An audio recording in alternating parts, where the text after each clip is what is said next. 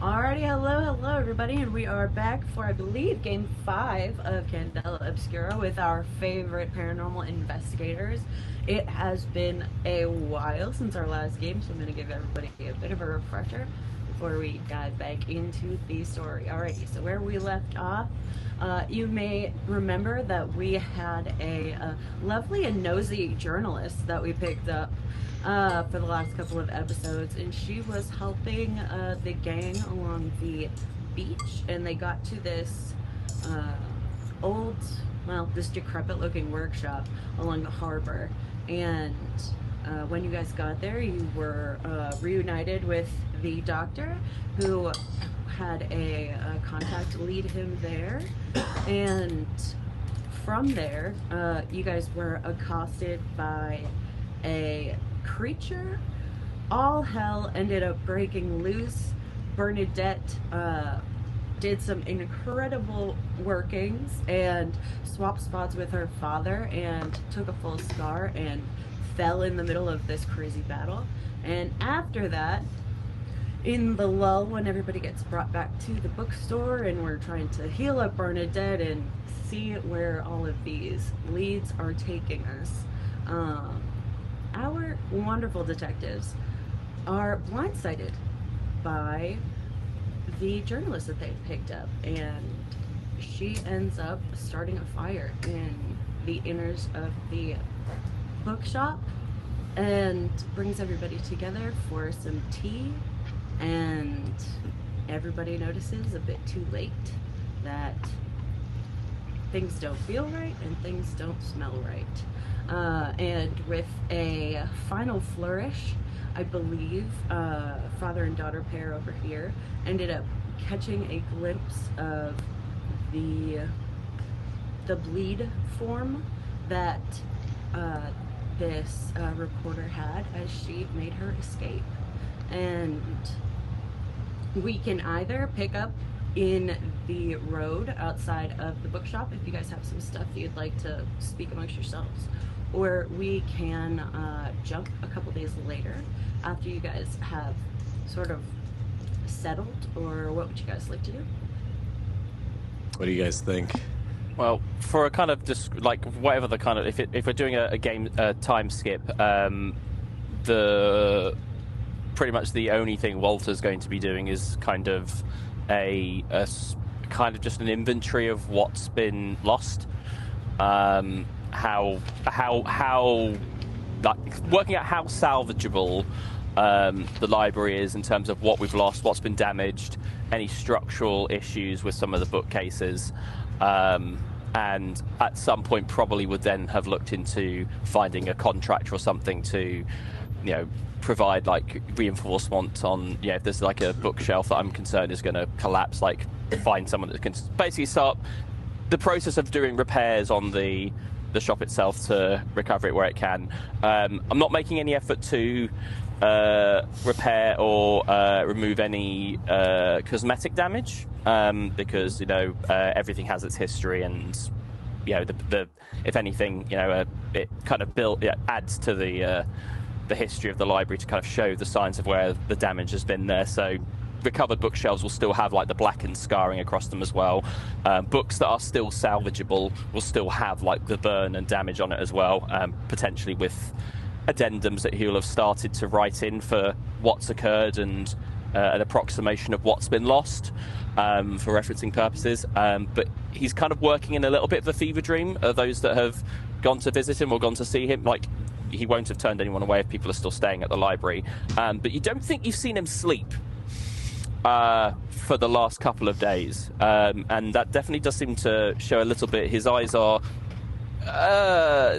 definitely have the mad old man vibe with how he's working. But yeah, he has just been solidly doing pretty much nothing but damage control while this has all been going on.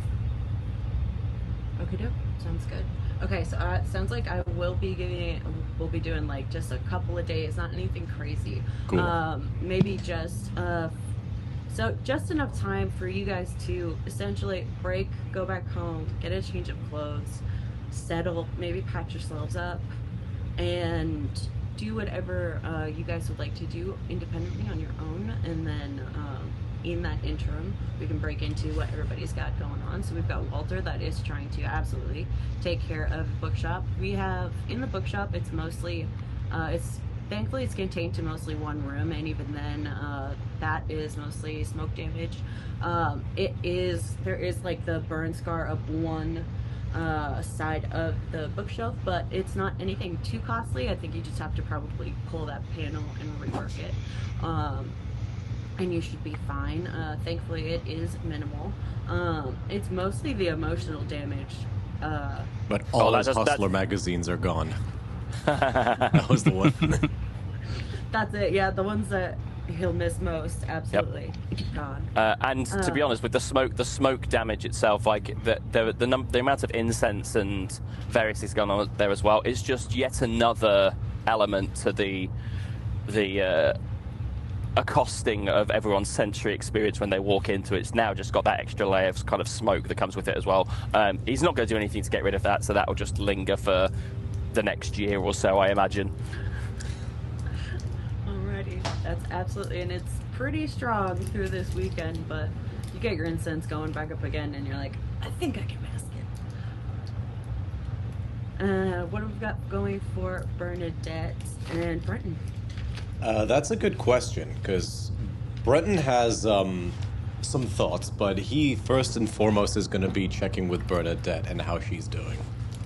So I think immediately, I know we're doing a time skip, but immediately after the fire, if this is allowed, he'd grab Bernadette by the shoulders. Hey, you look at me. Yeah. Hey, is Bernadette calm now, or is she agitated? Because the last thing you said was she let out a feral scream. Yeah. So, like, what state is she in? Because I may walk this back if... Mid-scream. It doesn't have to be. We don't have to do it this way. I just, I think, like, outwardly she looks calmer, but, like, you know her pretty well. So you would see in her eyes that she's probably still very on edge. Mm-hmm. Hey, you look at me. We'll get her. I promise. It's one step at a time. Did you see what she was? Oh, yeah.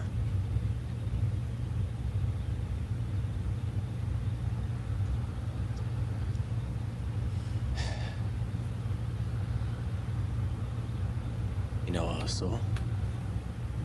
She bled. And if she bleeds, we can kill her.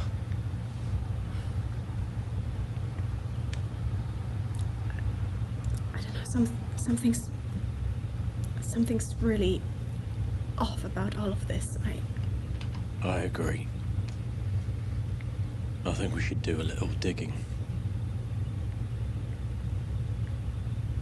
Yeah. Guess it's time to do research. Promise I'm not the worst study partner. Third or fourth worst, probably, but definitely not the worst.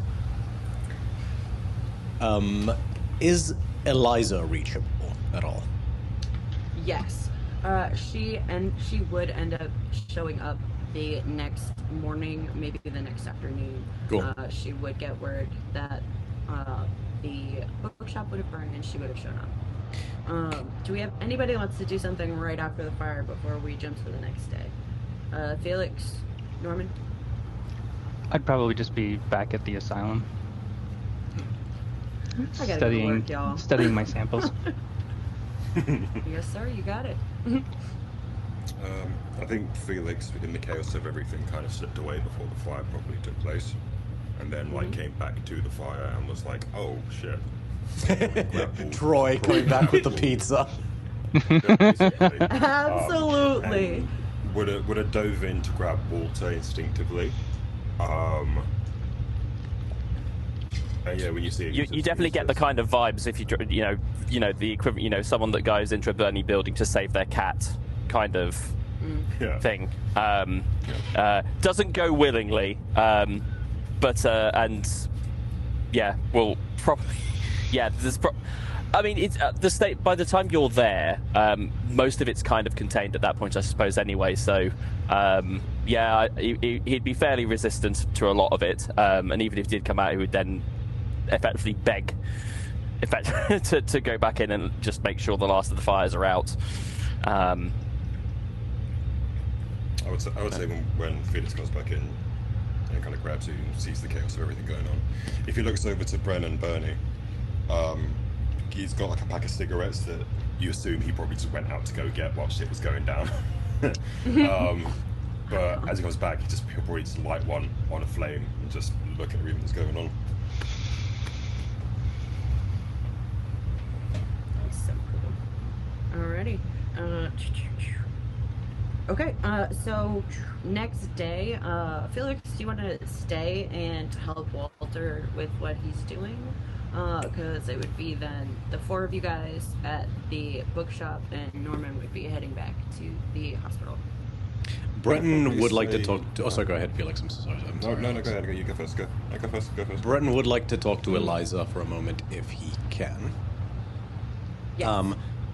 Can he ask after any member of Candela Obscura, white or otherwise, who is gifted in artistry or sketching or like can draw? Okay. Or if he can meet with a sketch Alright, artist because he can't draw himself. All right. What do you need? I guess I don't need to ask what you need that for. Sure. I mean, I saw something. I'm not. Something I bad can't at it. understand. Something I don't have the brains to understand, but other people might. And I'm worried if I describe it to him, or as in, he would have asked Bernie to come with him. I'm worried if we describe it to him, or Mesa more than her, but something will get lost in the details and might lose out on something. So we'd rather be able to just take something concrete. All right. Well, that is. I know a couple people. I could do something right now if you need it immediately. But if you've got a little while, I can send someone or send you. Little while's fine. Within the day, be perfect. Alrighty, I can do that. And she just then just sort of like looks around, just check out everything. Doesn't seem as bad as she thought it was, and she'll head off and go and set that up for you. Cool. And in the meantime, yeah, Breton like rolls his sleeves up and helps Walter in any way he can.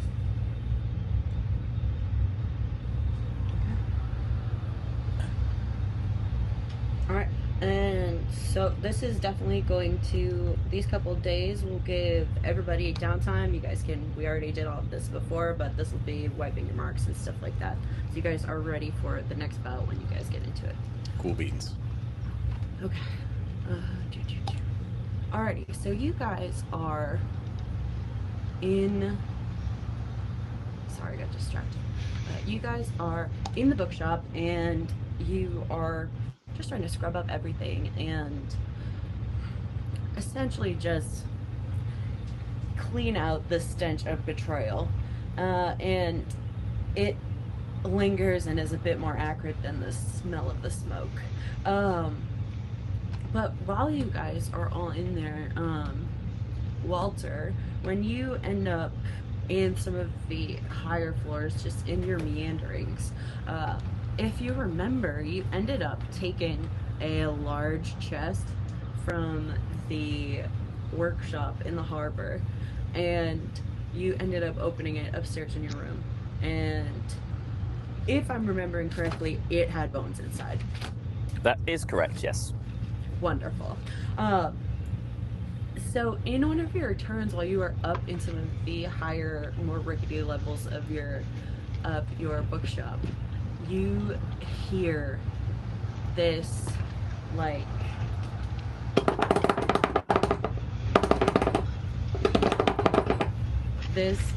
shaking shattering, this rattling. The door's open, noise. just push. There's no sound. You know, people are below you towards the, you know that Bernie and Brenton are downstairs towards the doors and stuff like that. But you hear it again, and it just is, every couple of minutes you hear it. Just. So I guess initially the first time would be kind of like pushing open the door that leads to like the staircase leading down from his kind of room / alcove into the main annex, and then realizing it's not there. It happens enough for me to identify it's probably coming from the chest? Yes. Okay. And it's loud enough when you get up towards up towards the rooms and stuff that you can absolutely follow it. All right. Is this chest closed again at this point? Yes, I believe you did close it back up and stick it next to your bed. Okay. Okay. Lovely. I am going to. But first, hold on. You get in your room. Yes. The box is now on the ground. Yep. You put it on your dresser. It's now on the ground. It's not open or anything yet, but it has moved. Okay. All right, so continue, please. So he kind of just stares at it in his kind of fever dream state anyway for about 10, 15 seconds. Now, I collect all sorts of odd kind of peculiar things. Is it plausible that I might have at some point come across or collected any kind of padlock or, you know, like something that I could use to potentially lock a chest if I needed to? Oh, absolutely. Absolutely you could. Cool. So I spend the next couple of minutes while the chest is rattling away, kind of just fervently looking through my room, trying to remember where the hell I put the stuff, and eventually find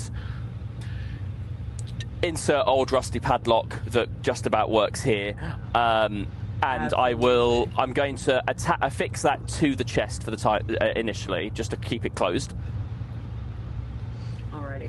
And this is mainly for the antique dealer in me, but have you guys ever seen any of those? They're antique locks, and the key is a screw, and it, like, you essentially screw it into the lock, and that is this, like, really cool old, it looks like it's almost Indian lock that you end up screwing it into this box. Love it. And when it clicks into place and it locks, the chattering, the rattling of the box, it subsides, but you can still kind of hear, like, the metal on the metal of the lock and the loop that you put it through, that it's, like, still kind of shaking a little bit. Okay. But it's not loud enough to be, like, okay, perfect. You can hear it. Well, I do that first before I look to picking up the chest and bringing it down, just so I don't get attacked by Boney on the way down the stairs, because I don't know what my I struggle enough with stairs anyway. I'm not the most steady on my feet at the best of times with my age, but, you know, if something were to jump at me, I feel that would be the stairs would be more of a risk than anything else. And I will bring the chest down and take it to where initially I had, again, probably most likely it's going to be like the till point, which had initially been cleared for Bernadette, and then had since slowly things had started being pushed back onto place like the cash register. That all gets thrown onto the side again. Books, papers, again, just joins the mess. And I will place the chest on the desk, and I will see if I can find who is still here and offering a hand, and effectively just, like, We bring them live over here, again. right? Yes. So you've got Brenton and Bernadette. They are in your basement. They're in the basement. That's not creepy at all. Nope. Because they live in South Soffit at the bottom of, because you are up in the eaves, so you end up traversing, like, you know how you guys went down to go see the beach and stuff? Your house is up there as well. So you are on the top level of the cement, and they are essentially the bottom level. So they are down there with you, and it's essentially this is pretty much the way that you guys can all ensure that the bookshop stays running, you guys are good to go, and Bernadette can study without restriction. Fair. So we've I mean, also got Felix as well, I believe, that is there. Mm-hmm. brilliant. Well, probably see. I imagine Felix is probably going to be more immediately visible because he's just in the space, and then I'd have to go down to grab the other two. And eventually he's going to work out what the hell the system is regarding rent, but he just can't be bothered at this stage. So it's There's somehow a box that you have not opened with money that Brenton has been paying you for rent. You're just like, I guess that's enough. You'll get around to what it should be, but you're like, it's fine for right now. I mean, I think currently it's being used as a writing desk. So yeah, it's going. It's fine. It's okay. It's somewhere. Yeah. I think at one point I used it to kind of like prop up when one of the bookshelves started to kind of do a bit of a lean. It's kind of been wedged into like the lower like thing just to kind of prevent it sagging. So it's just there now. Brenton has said to himself on more than one occasion, if he hasn't noticed by the time Bernie and I are out of here, I'm taking it back. Yeah, so he will grab Felix and go, I think this might be something more for your skill set, but I'll grab everyone else as well. Just keep an eye on that, the rattling, I think. Something nefarious is going on, and he'll briefly explain how you can unlock it if you want to do it while he's gone. But then he will go and start looking for Brenton and Bernadette. Cool. How do you describe it to... Sorry, go ahead, Alex. Yeah, would you tell me what the inside contains? Well, we grabbed it before. You remember we grabbed all the things before. So I remember there was I can't. I'm not very good with age, but I imagine some form of human corpse, long deceased. That's fine. So just as long as Felix knows there's bones inside. Yeah, he probably describes it as a corpse rather than bones because he doesn't quite, because it's still technically a corpse, just a very old corpse. And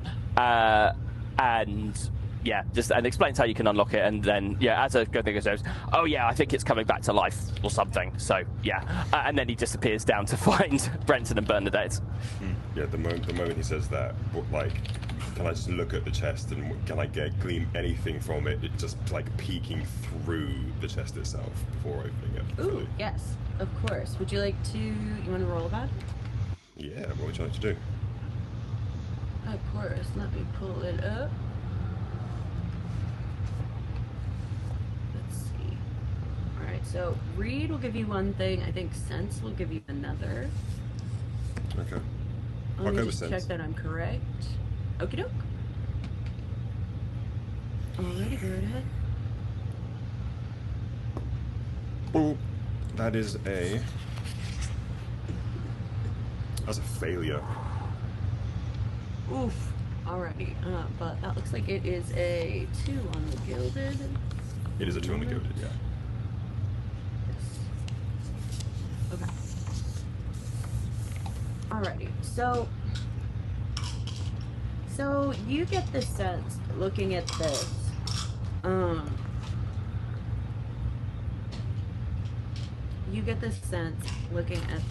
that there's like a darkness emanating from it, and you feel it. You can't tap into it the way that you want to, but the metal of the lock starts rattling in the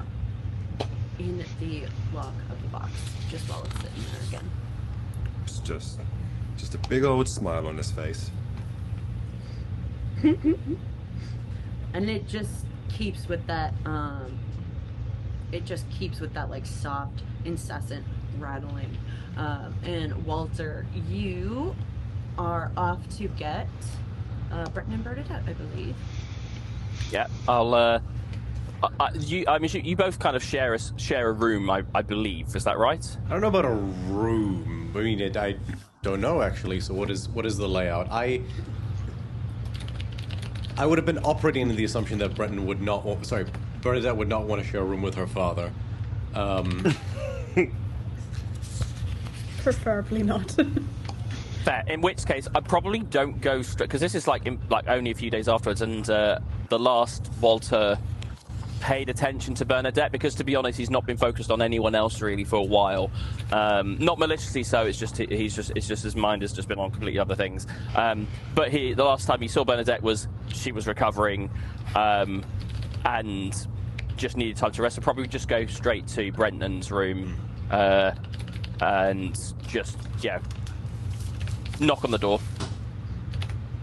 Come in. And he'll walk in and go, chest is haunted.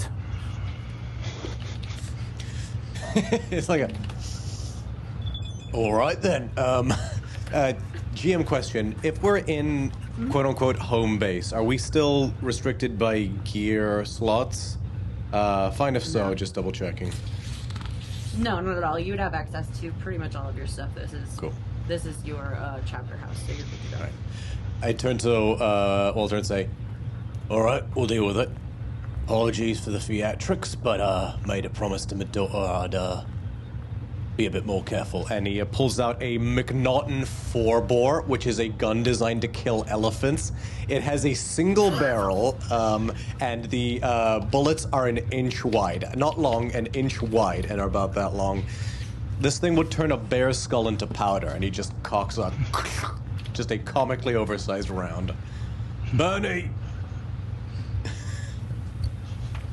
She's in the other room, probably just like super focused on reading some very obscure book. And he'll say, Bernie, I might use the big gun. Ow! She comes out. Yeah.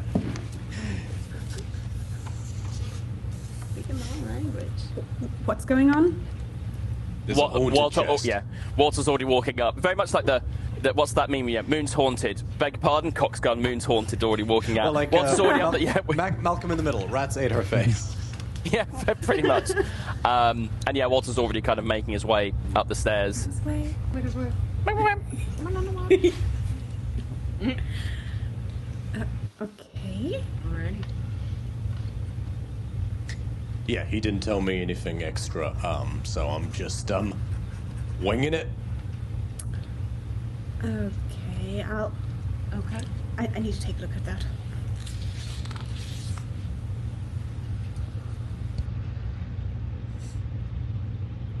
Yeah, we follow Walter. And yeah, we'll come back to the space. And Walter's the half debating whether or not to go, just leave this to everyone else and just go back to what he was doing. Because yeah, you guys have this. There's I have not checked at least 3 or 4 shelves. So kind of it is there, but has the air of someone that is debating whether or not he can kind of just leave this to you guys and fuck off and do his own thing. God, I love him. Alrighty, you do hear by the time you get back up the stairs towards where Felix is, that the chest is rattling again.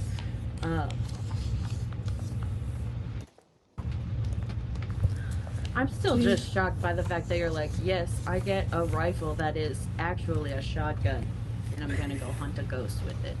Please continue. Do we know who's inside Walter? We got it from that. We got it from the old shack. So I guess maybe one of the victims for whatever was in there initially. Maybe. I'm not that fussed. I mean, if we want to just chuck it in, chuck it down south, as it were, and just off the, off the nearest gap, I don't mind. I'm just, if it's relevant. Frankly, I'm kind of a bit over this whole pseudo ghost crap. I think we're long past the pseudo part here. Yeah. We got anything that can contain the paranormal in this place? I think the kitchen still has some table salt left. Is that good against them? That work? I thought that was just that TV show with the two brothers. Well, that's why I got it, I think. All right, I'll go and find the table salt, and Walter will go down and look into his kitchen while everyone carries on. I'm a Dean girl. I will let this slide.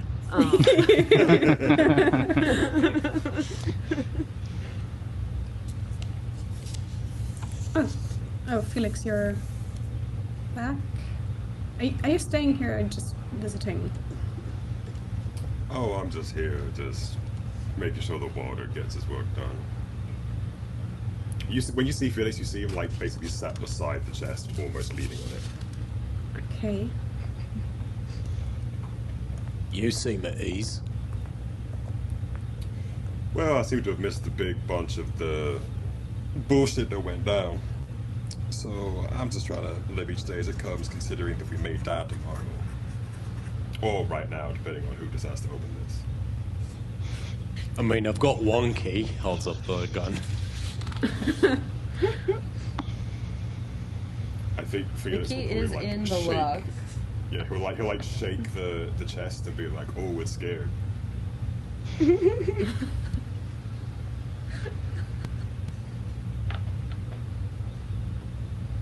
It just rattles louder. You go, oh, it's scared. You just-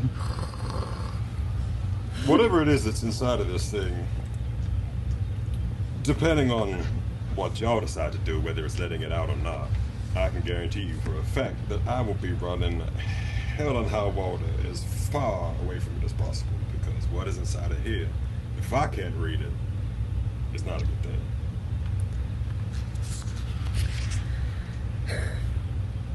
Let me give it a shot.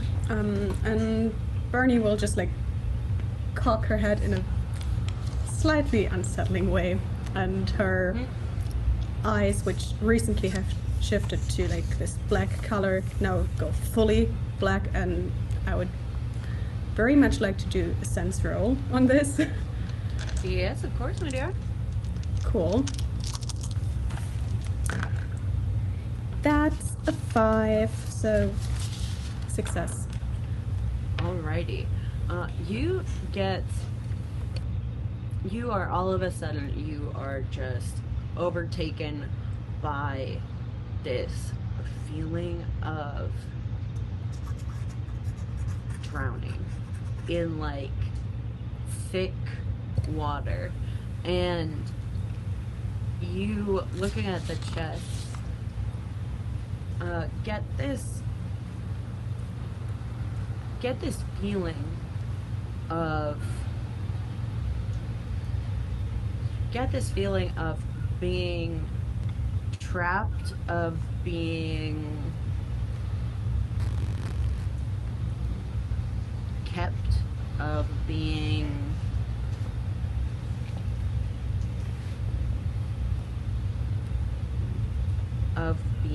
like commanded, and you stand there, and with your new scar and just the new way that these things feel to you,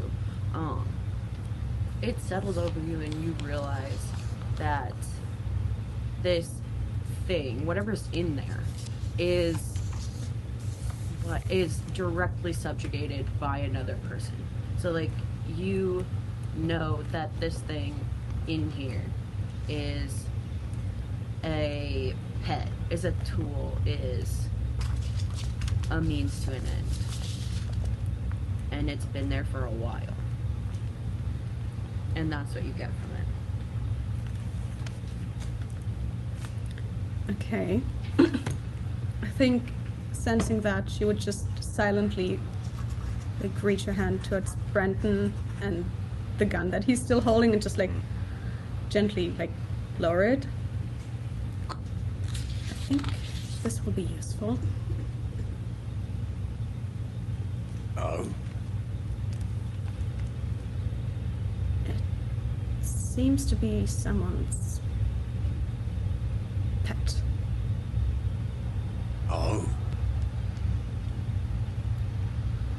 Interesting.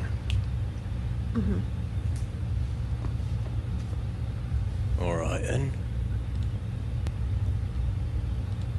We'll say we let it out and see what we can find. Not here though. Does the place have a panic room or an empty room where we can build some form of precautionary measures?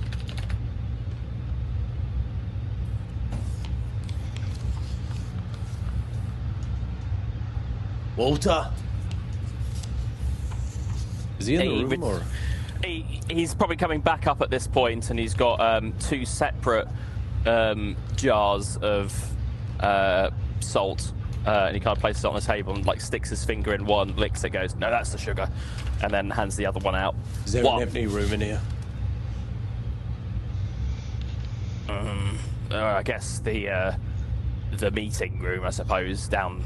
And he kind of thumbs over to where the cash register is now kind of wedged over the trapdoor that led down to that kind of antechamber that you had that private meeting sort of soon after when you all first arrived. All right. I vote we do this there. What's the plan? I just point a thumb at Bernadette. I think we let it out and ask it some questions. Can I? Because I now can see. Are your eyes still that lovely black?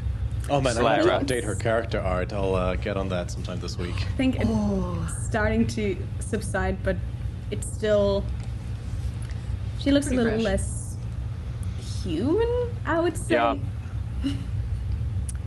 Do I have enough of a sense of who Bernadette is to confirm that this is not another person masquerading as another PC villain in the background?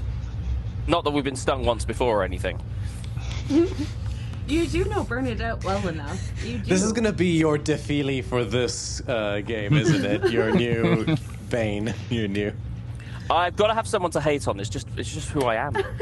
But have I got enough to gauge that this is still that Bernie is still Bernie, even if she is taking on new aspects? Yes. Okay. Absolutely. This would also be a thing that you noticed in Eliza as well recently. So you would know that when people take scars, they can absolutely take on physical affectations. That'll show what happened. So I don't think this gives you a reason to be like, this isn't Bernadette. But I'm sure that feeling in your heart, in Walter's heart, is there, because like he was absolutely just betrayed by somebody he wanted to take care of. Yeah. So I'm sure that unsettles him, and he looks at Bernadette and doesn't recognize her for a beat. But then it's her, it's still that same, young woman. That's good. All right. It'll just take a mental note of just kind of some of the aspects, just mainly just for the ongoing treatment for how she's caring for, and just like the way I'm seeing how over the few days that we kind of do the process to heal that scar, it's probably a combination between me providing notes to Jordan, providing notes to the good doctor to help treat your case, and then between the two of us kind of working towards what we can to kind of remove, if it's possible to remove bleed, but won't say anything now, and we'll just grunt and nod, and we'll then attempt to move the cash register, and then offer the act of moving the cash register to Brenton, because it's quite heavy, and he probably hasn't done a reconciliation in 6-7 years. But yes, he'll grant access to the thing, and then if people want to get in, they can. Alrighty. I am going to give you an option. Eliza is going to send a note back to you, and essentially she says that the artist that we have is a woman. Her name is Ophelia, and she is she was a Candela agent for a long time. She just recently ended up in Gray Slate because she had been exposed to too much bleed, but she is still a fantastic artist and absolutely knows the truth of these things. And Eliza said that she is happy to set up an appointment for you and has done that. So if you want to, would this be take at the box. Gray Slate? Yes. Perfect. You guys are welcome to take the box with you. You guys you're more than welcome to do this in the bookshop right now. You guys are also more than welcome to take the box with you, because you guys do know that you work with Norman, and Norman has said that he has some rain over there, so I'm sure that there might be something that you guys can happen over at Gray Slate if you don't want to unleash something on the bookshop yet again.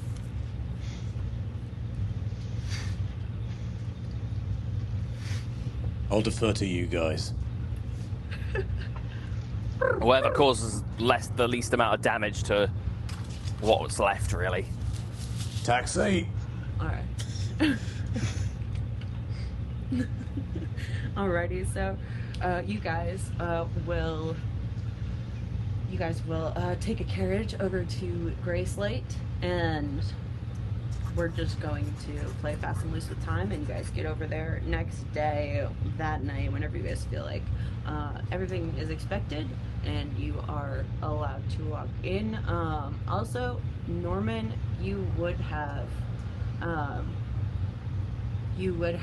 seen Eliza's name going by on the notes, and you would know that she is she's the keeper from the bookshop, so that would have you wouldn't be completely unaware that things were going on.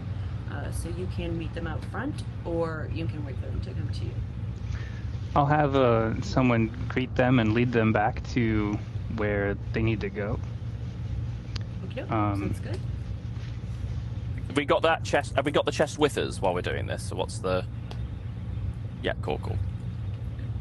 I assume so. Just carrying it like a bowling ball. Sounds good. Alrighty, so that's essentially a young woman in crisp white linens. She meets you out front. You guys say that you're there for Ophelia, and you guys are taken back. And she leads you through a bunch of these winding corridors, and this place is dark and big and echoing, and sometimes when you guys are all just like walking around the city and just living your lives, sometimes when it's rainy and there's no sun, you're like, man, this is such a dreary place to live in New Fair. But one step in here and you can't wait to get back outside. This place, it feels lifeless, it feels colorless, and it feels like it is standing guard over you even as you walk inside. And the woman stops in front of a door, and she just sort of like smiles at you all. And so this is Dr. Norman, and if you need anything else, I'm sure he'll send somebody or something. And she sort of just like gently knocks on the door, and she leaves you guys. So that would be my basic wing of the facility. So as I'll open the door and greet you guys and lead you towards Ophelia's room. As I'm leading you through, you would pass several doors that are closed. They've just got little tiny windows that you can look inside. Those have all been boarded up.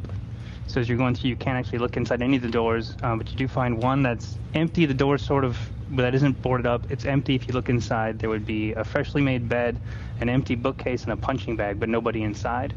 And then a couple more doors down, there'd be one marked Ophelia, and he would pull out a set of keys and unlock that door, and then look at you all and just be like, just be mindful. She's here for a reason. And he opens the door. go inside. And inside is, surprisingly enough, like this, a much more lavishly furnished room than you expected. Even though there's still only like a metal bed, there is like one chair, and she's got a table and like a little wooden easel on it. And there is also like a really nice rug on the floor, and that is where most of the color in this room is. And she is just sat over at the table. The easel is blocking most of her body and most of like her face from you, but she does hear the door open, and you see a pale, like almost like pearlescent white skin of this like slender blonde woman, and she peeks her head out from the corner, hearing the door open, and she goes, "Nitin! Hello, how are you? Why do you have so much darkness with you?" These are guests, and they've come to ask you some questions. Oh, questions. Okay. Be nice. No, I don't want it. Okay. Well, I think, oh gosh, did Eliza send me a letter? I don't know if she sent me a letter.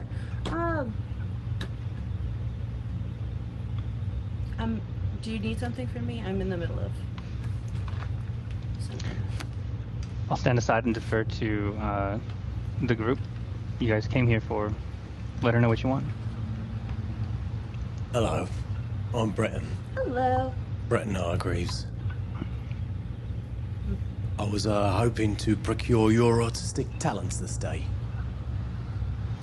Oh, fun. Maybe I'll be nice to you after all. Okay.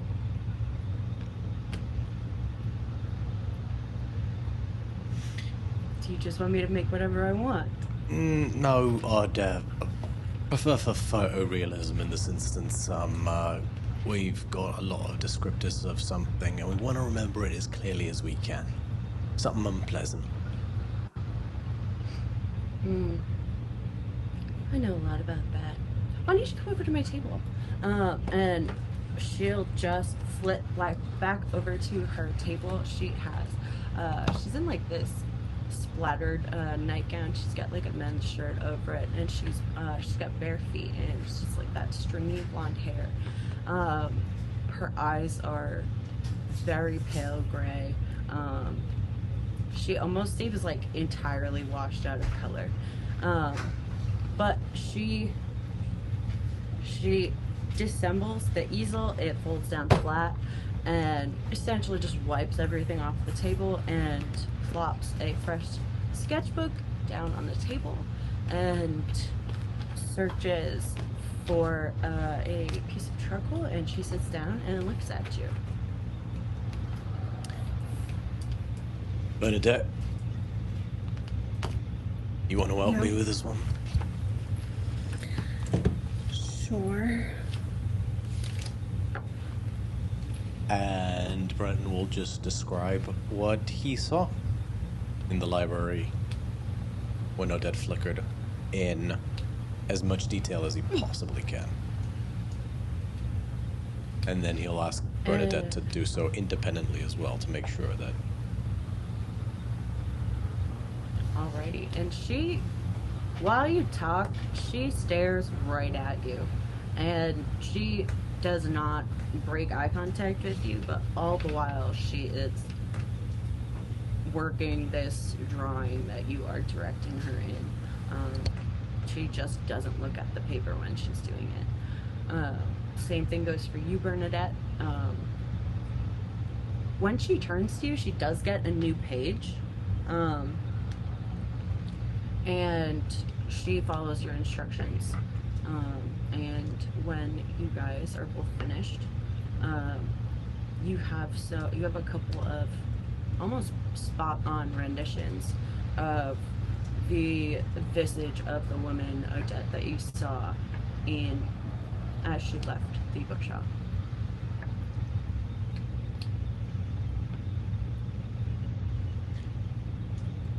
Thank you. Really appreciate it. Is there anything within bounds of reason that I can do for you?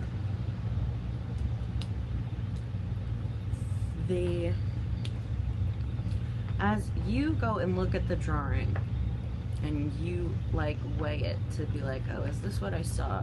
She looks down at it as well, and she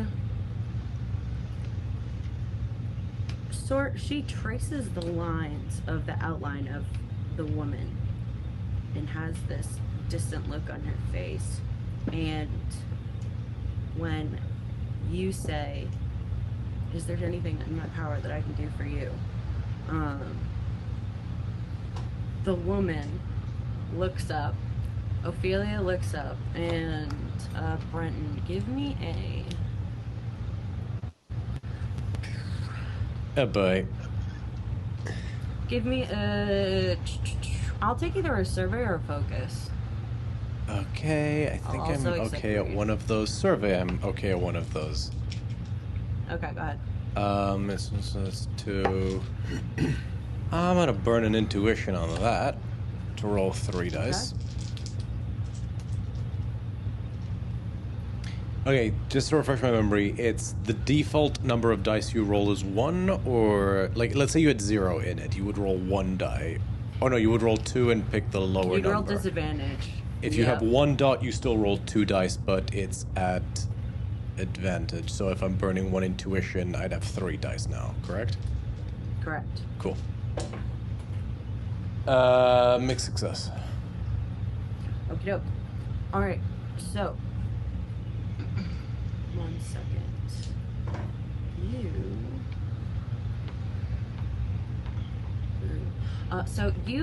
The woman, she looks up at you, and she held your eyes the entire time that you talked, and they were pale, they were washed out, and they were a little bit eerie, like she was looking through you, like there wasn't focus. But this time when she looks up at you, you recognize the eyes, and they're the color of Evelyn's for like 3 seconds. And it's just enough for you to like lean in and like almost narrow your eyes to be like, is that real? And the color fades back to that washed out. And the woman cocks her head, Ophelia cocks her head, and she looks at you. I don't think there's anything you can do for me. I don't think there's anything you can do for you either. That might have been mean. I don't think I should say that. No, you're probably right. But if you fancied, I don't know, a porterhouse for dinner tonight instead of whatever schlop they normally give you, I'm sure I could arrange that. Actually, that does sound very nice. I would appreciate that. Thank you. Least I can do. I'll go to stand up, but I'll just casually start humming a lullaby I used to sing to both, at first Bernadette and then Evelyn, to get them to go to sleep, and just check for a response, like a reaction or response. You stand up and you go to like slide your hand, like just essentially just let yourself out of the table, and before you slide your hand off, she looks at you, eyes that color of Evelyn's again. Her hand slims down over yours, and she screams and screams and screams and screams. I'd probably rush forward at that point with my tranquilizer. Can I catch his wrist? If you'd like to roll for it, the both of you go for it. Move, Brenton, strike for... I need these 6s. for my good Dr. Norman here.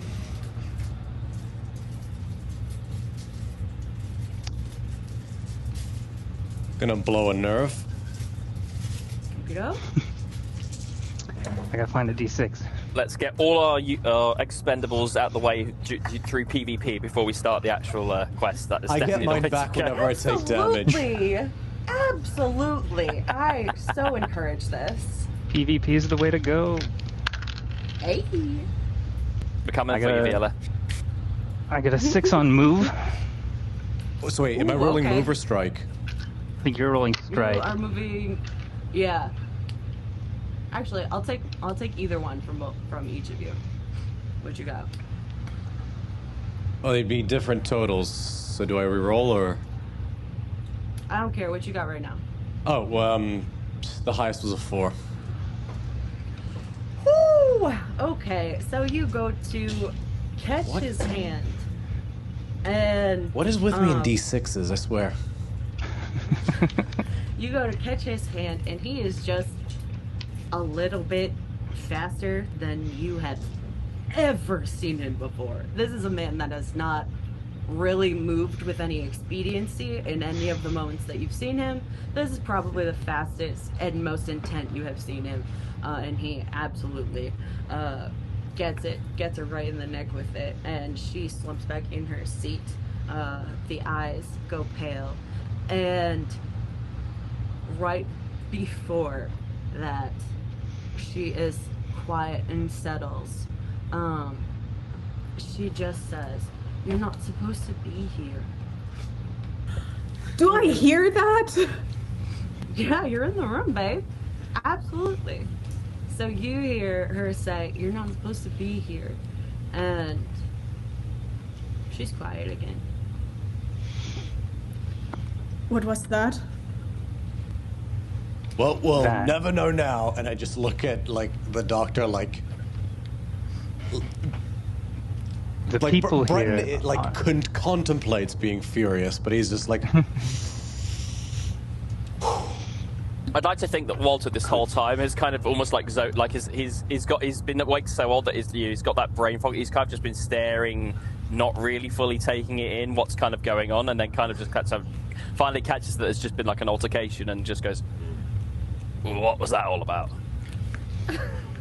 The people here are unwell. It's best not to make physical contact, and it's best not to listen to anything they have to say. Did you get what you wanted, though? yeah. You'd probably, we did. Bren, you'd probably also hear chains rattling and somebody screaming in the room next door in a rageful growling sound, sort of similar to what you were making when you were on that steroid. And then Norman would be like, "Oh yeah, that reminds me. Do you want more of that drug?" I'll roll for it.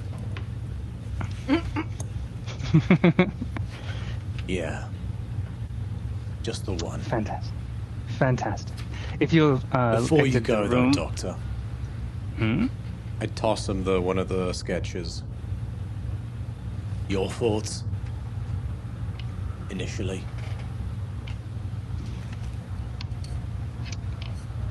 I don't recognize them. Yeah, essentially what you see in this drawing is like it's the humanoid shape of roughly it looks like a woman, but essentially it looks like it's been dipped in tar, and there are like these strands that are like dangling from her fingertips, her elbows, like down, and it. The closest thing that you can think of that you know off the top of your head was the thing that grabbed the both of them in that like outhouse at the harbor that you guys were at. That thing that you had fought. That's really the only thing that you're like, that's makes me think of that, but nothing that you've seen actively in here. So I have a occult researcher where I can take a brain mark to get an important occult detail. Is there a possibility that I could get more information? Maybe this looks like something I've seen through my research or whatever? Absolutely. I will take a brain mark. Okay. Who needs your brain? Keep racking it up, y'all. So you think, and for a second, when you hit that point in your mind where you're like, I don't think this is anything that's in here. This migraine, like, starts from, like, the center of your back, and you feel it move up your spine, and it crawls up the top of your head, and it just settles over you. And you think of this creature, and it is called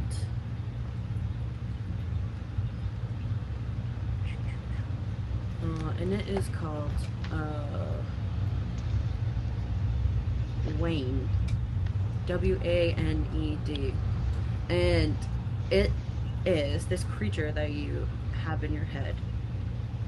It is a Waned? person. Yes, like Weft and Wayne of like looms and stuff, and you suddenly remember that there is. It's been only a couple times, and you haven't seen it. It's these practitioners that are occultists or mediums, and they essentially dig too greedily and too deep into magic and into like the manipulation of the world. And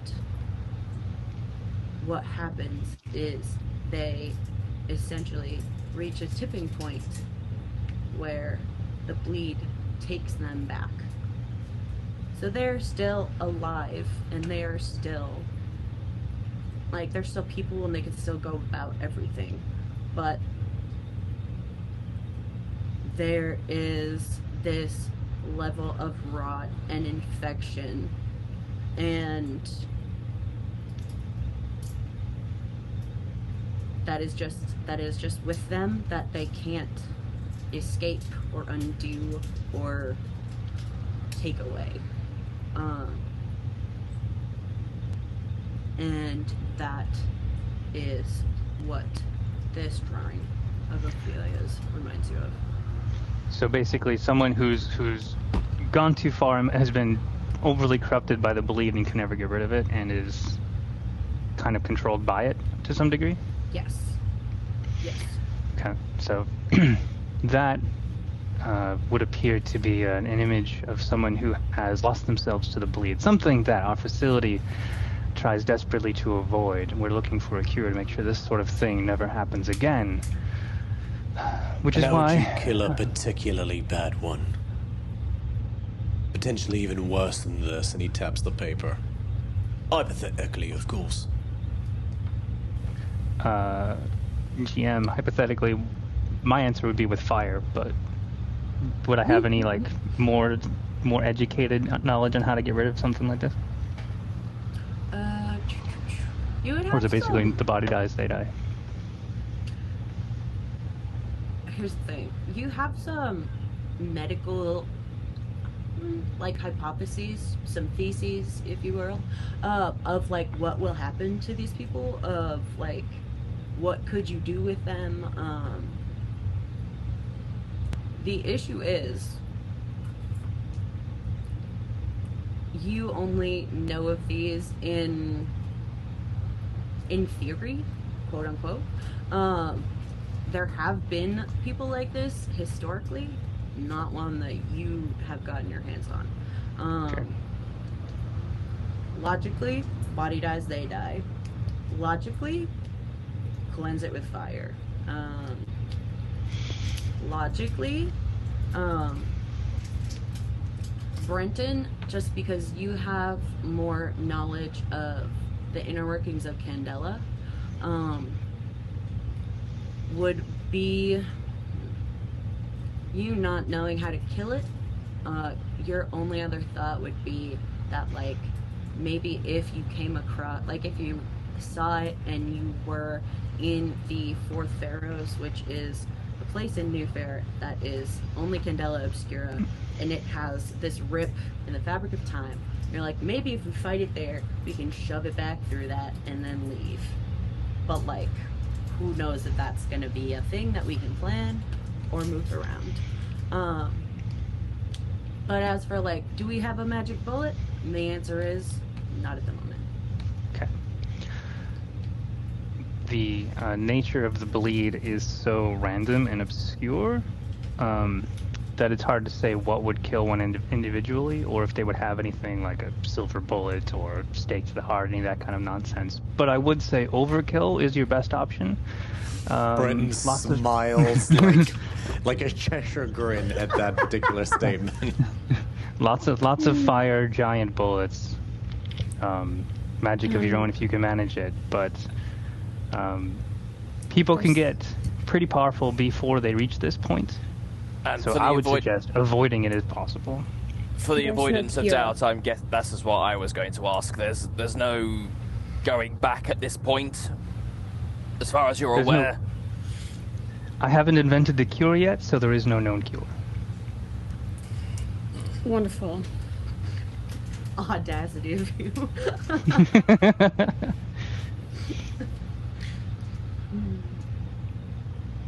If you wouldn't mind, Doctor, looking into anything that could let an ordinary bloke go toe-to-toe with something like that, I'll be grateful, whether you find something or not. He hands you another syringe of that steroid. He's like, this will certainly help. This ain't gonna make me bollocks fall off or something like that, is it? Because I read stories about athletes and shit like that. We will find out together. That does not inspire confidence. The last one worked out fine. I look at what I assume is like exasperation from Bernadette, and I will say, Yeah. emergency use only, and I pocket it. No. Bernadette, the only reason you're still alive is because of this. Oh yeah, that's right. But, Didn't even Bernadette, you'll be happy to know, since your last exposure, I have learned ways. I think I can pull you back out of that sleepy state you went into a lot quicker. Not that we're hoping that we end up in that state again anytime soon.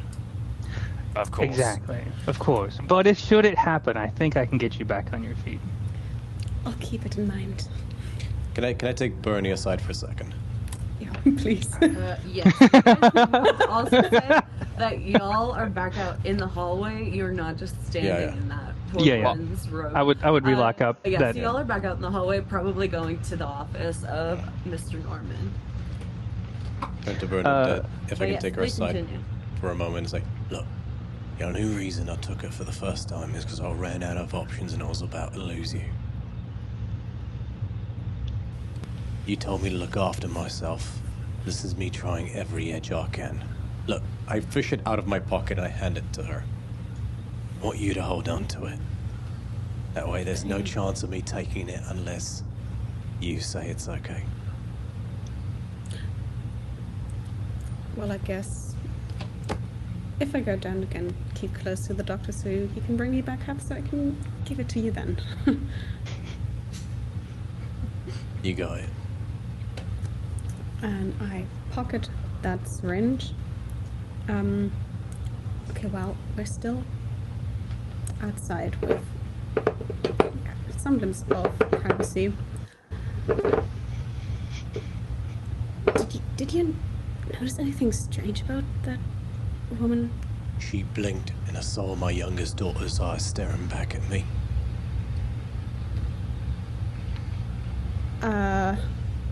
What? Her eyes, they weren't her own for a second, they changed.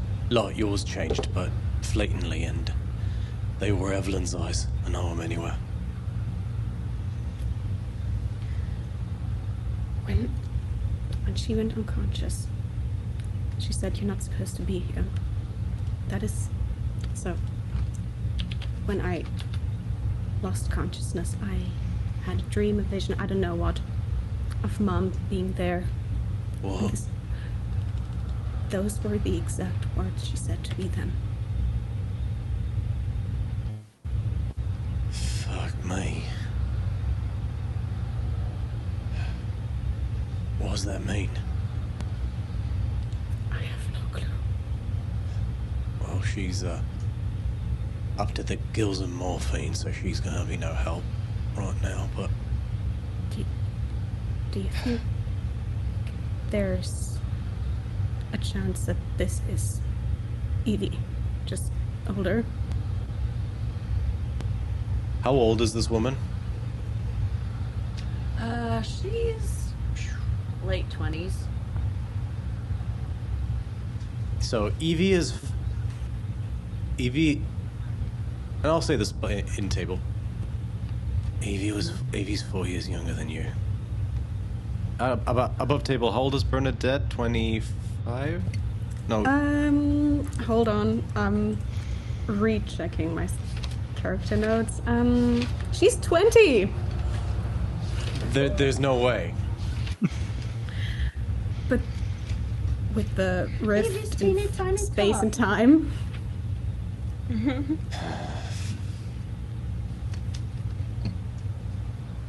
We don't know what the people who took her did to her. Anything's possible. God, I fucking hope not. Did she look... She didn't look like her at all, though, did she? Did she look like Evie out... Did she, like, look like even possibly related to us? No, I honestly, if it was Evie, if God forbid that was Evie, She's inhabiting somebody else's body. Like, that'd be the only way. no, you're like, she is like if that was Evie, she is essentially dead. Like, that woman was skin and bones, and like, she wasn't really there. And honestly, the only thing that you recognized about her face when she looked at you and you recognized the eyes were the eyes. That was the only thing about her that called to you. So I think that Brenton would have in his heart that worry, because how could you know? But I think he'd be actively telling himself that that's not her. That could not be her. Yeah. That woman could never be her. Baby girl, I don't know for certain anything, but it didn't feel right, I think. If there was any semblance of Evie in there, it might be... Maybe, you and your moment of, dream, or that lady with her, we were both affected by the bleed. Maybe that makes you lightning rods that lets somebody like Evie make a call from wherever she is. I don't know how this occult shit works, but that sounds intuitive if nothing else. What do you think? I don't know. I didn't get like the impression of Evie really in that moment. It was more Mom. It was disapproving. It was cold. It was not Evie.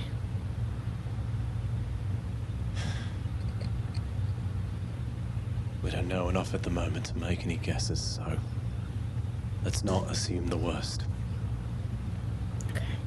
We'll keep digging. Mm-hmm. Maybe the doctor or Felix or Walter knows something.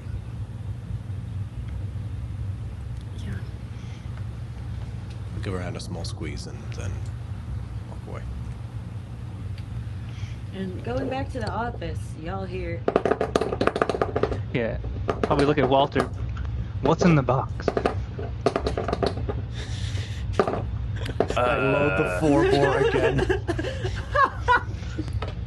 Shame. The box. Just something we picked up while we were downstairs, as it were. Might be making a dramatic comeback to some degree. I think Felix and Bernadette have it in hand, and if not, well, and he'll just thumb towards Brenton and the elephant rifle. Oh, I do slip the doctor like a 20 note or something, and I said like, that lady you just sent so far into the fucking land of Nod, she's gonna be chatting with the BFG. I don't know where the fuck I was going with that, but we're rolling with it. Poor house for her tonight. Least I could do. You said Your charity is... and I was like, what the fuck did you say? This is an asylum, sir. It's not a land of ill repute. My mistake, sorry, I put an extra 20 down. Is that enough?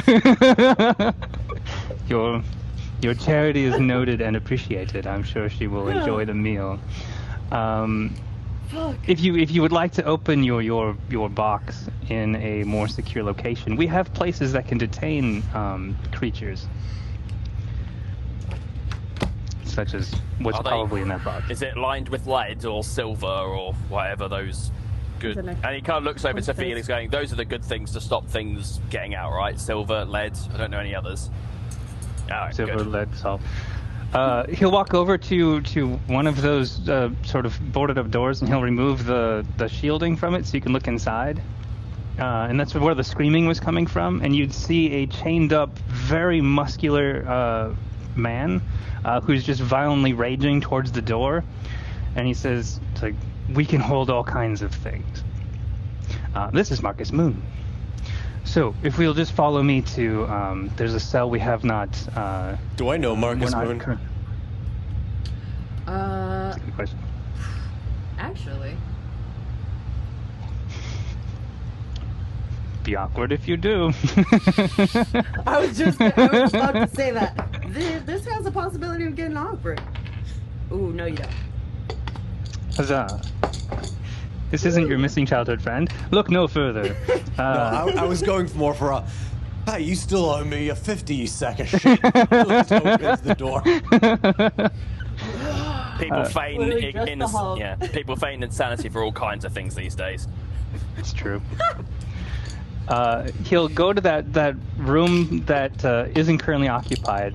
There's no sign of the door. You pass a room that says Cindy Craw on it, and then he'd open up the empty room where it's just a bed, an empty bookshelf, and a punching bag. And he says this room isn't currently being used. So you could open it in here, and once the door's closed, whatever's in the chest won't be able to get out. You could question it from outside the door, or if you want to be locked inside with it, that's up to you. I will need you to sign a waiver. Fucking kill me. This NDA real quick. You Give me cannot that. figure I out snatch the anything that you paper saw and I in will. here. I snatch the paper. I don't care if I'm like standing there in silence with everybody for 8 minutes. I will read the entire thing. You are not turning me into a human Sentai pad. What's this bit about But is it what's Okay, this bit Jordan about gets it. requiring? I said this to isn't have a a- whorehouse. But what's this bit in the subtitle about requiring a PlayStation account? I didn't sign up for that. Hey, Can't that's retroactively only add in the things in the countries where background. the PSN accounts are allowed. All right. I don't think Candela Obscura is in that list. Oh no! Honestly, like the way they write about the Fairlands, you know, it's some like libertarian hellhole that has like no regulation whatsoever. Oh, bro. In the event of the inevitable, you will stay That here is- forever. Such is the free Please market sign here. solution. Yeah. Your mark here means that I get your bones after you die. That will happen, and no take backsies. Okay. Yeah. It basically it's a waiver for like any harm that comes to you. We're not liable for it. If you should succumb to the bleed in any way, we can detain you, and for the public safety and the public good. That sort of stuff. It's all normal clauses. I'm sure you'll How is succumb to There's the nothing. bleed defined on this Yeah, terms and conditions? coughing when going, oh, it's all normal. Yeah. It's not very well defined. It just says succumb to the bleed. Yeah, it's legalese. They wanna fuck you. Hey, what does Brodius think about this? I'm not authorized to make a comment on this because it's not related. Right before I sign it, I'll pull out the 4-bore round and I'll just hold it up so the doctor can see it. It's just, you ever been shot before, Doc? By a normal bullet? You hear an audible gulp, and then This we is can not a dismiss normal with the bullet." formalities. They're not necessary. It's fine. It's fine. Funk, smart man. But would you like to be inside or thumbs up appears, and you get like 20 XP. It does say avoid a fight is how I get illuminated, so there we go. Yeah, there you go. Hey. Yeah, Brenton wasn't so much threatening you as just going, don't fuck with me. Yeah. Would you like to be locked inside or outside? Well, somebody's I going to suppose have to open it. someone's gonna. That's a very Either good, I'll shoot very it good point. through the window or someone's going to have to open it. And gotta be honest, this thing's super bad for your ears, so I'd rather not fire it in a audibly enclosed space if I can avoid it. Walt will go, if you need someone to open the lock's a bit fiddly, I can do it and then scamper out, I guess. Can you even scamper? Oh. I can certainly try, I think the phrase is. Open it close to the door, Felix, what and do then you we'll find the think? door closed behind you. As this is all being going on, Felix is just sitting there enjoying everything, and he just goes, "Hey, if you want this thing open, I got absolutely no problem being in it with there."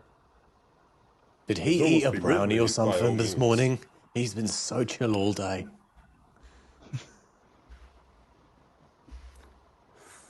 He is not worried at all. Oh no, the sprinkler system went on. Okay, like real talk, is Romeo just like imagining things, or is Felix unnaturally chill or like unusually chill right now? He's not sus not in this kind of absolutely. way, but like in general. sus as fuck. He's having a great time. He's enjoying himself. That's what Felix is doing. I don't know about Felix y'all. is enjoying life. Every day could be his last. But I mean, he's just like, hey, if anyone wants this thing open, by all means, I'm more than happy to be inside with it. I mean, what's the Fantastic. worst that could happen, right? Exactly. You are in a well-guarded facility. In the last fight, you first hit and then ran away. So I'll be on the other side of the door. yeah, but also Felix. Oh. There's no one you can hide behind in there. It's all right. I may not need to happen Insight this. check. You said it was simply. Go, you said it was baby. simply, if you said it was simply a pet, then what am I to hide from? It's a pet? I mean, I Four. do recall thinking that I recall there was enough bones for me to think this is. I mean, I know some people end up being pets, I guess, but I mean, this is definitely humanoid, I believe, at least from my memory. A 4, you're like, you just genuinely do not think that he is all that perturbed about this. But also, he did, like, he, like, vanished in the middle of the fight. Yeah, you were fucked up at the time. But so yeah, it's like, he seems on the level, but you still have misgivings in the back of your head. I'll just kind of look at everyone and just be like, you are all way too tense for this. That little cute redhead got you all on your toes. I'm sorry if the woman who murdered my wife and kidnapped my youngest daughter, And set reappearing fire in- to the library. Sorry, More I guess not as and important. set fire to the library. As Brent says that, Felix takes off his hat and kind of leaves it outside and just goes, "Oh, So this could all be y'all fault then. And he just walks inside with the chest. And Breton goes inside as well. Felix is an icon. I close the door behind them. Okay. I'll stand And at the then- furthest end from the room, just gun trained on the box, and I'll just say to Felix, if I yell to get clear, you'll want to do it quickly, because even being within 3 feet of the impact point is going to fuck you up with this gun. He just nods in acknowledgement. And then he puts like whatever table is in there, like puts the chest on.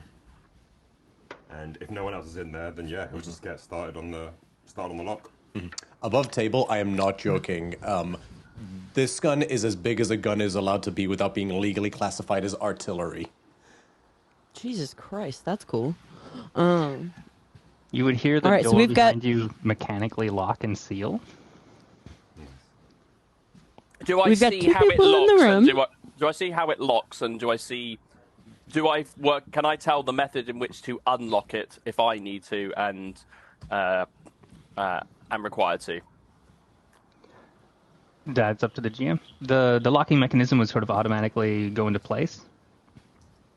But The bummer of Gray Slate is if you are a visitor and you are trying to figure things out, there is not a lot for you to see. With the powers and like the reach of, excuse me, the people that they house, there is not a lot of intricate like inner workings that are visible to people. Because if they can see it, they can reverse engineer it, they can get themselves out of it. So a lot of those locking mechanisms are absolutely on the interior of the door. You do notice that Norman has a key ring. You also noticed that the young woman that walked you through here, she also had a key ring, but hers was distinctly different than Dr. Norman's. So you assume that the people that are heads of their department or would have any access to other departments, everybody should have a key that goes to a door. Cool, thank you. You're welcome. All right, so we've got Felix and Brenton on the inside. We've got Walter, Norman, and Bernadette on the outside, correct? Mm-hmm. Okie doke.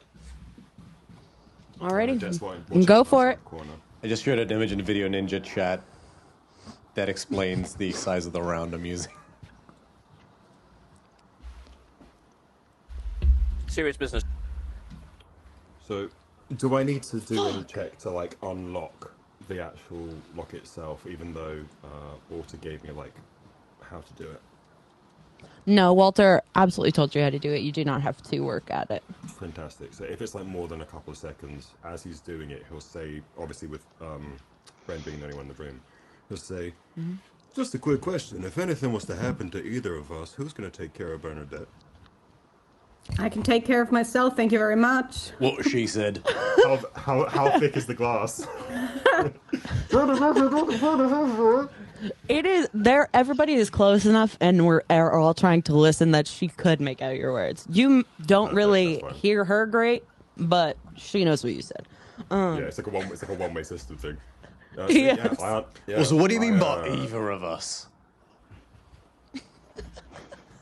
I unlock the chest. As he says that. Who's your daddy?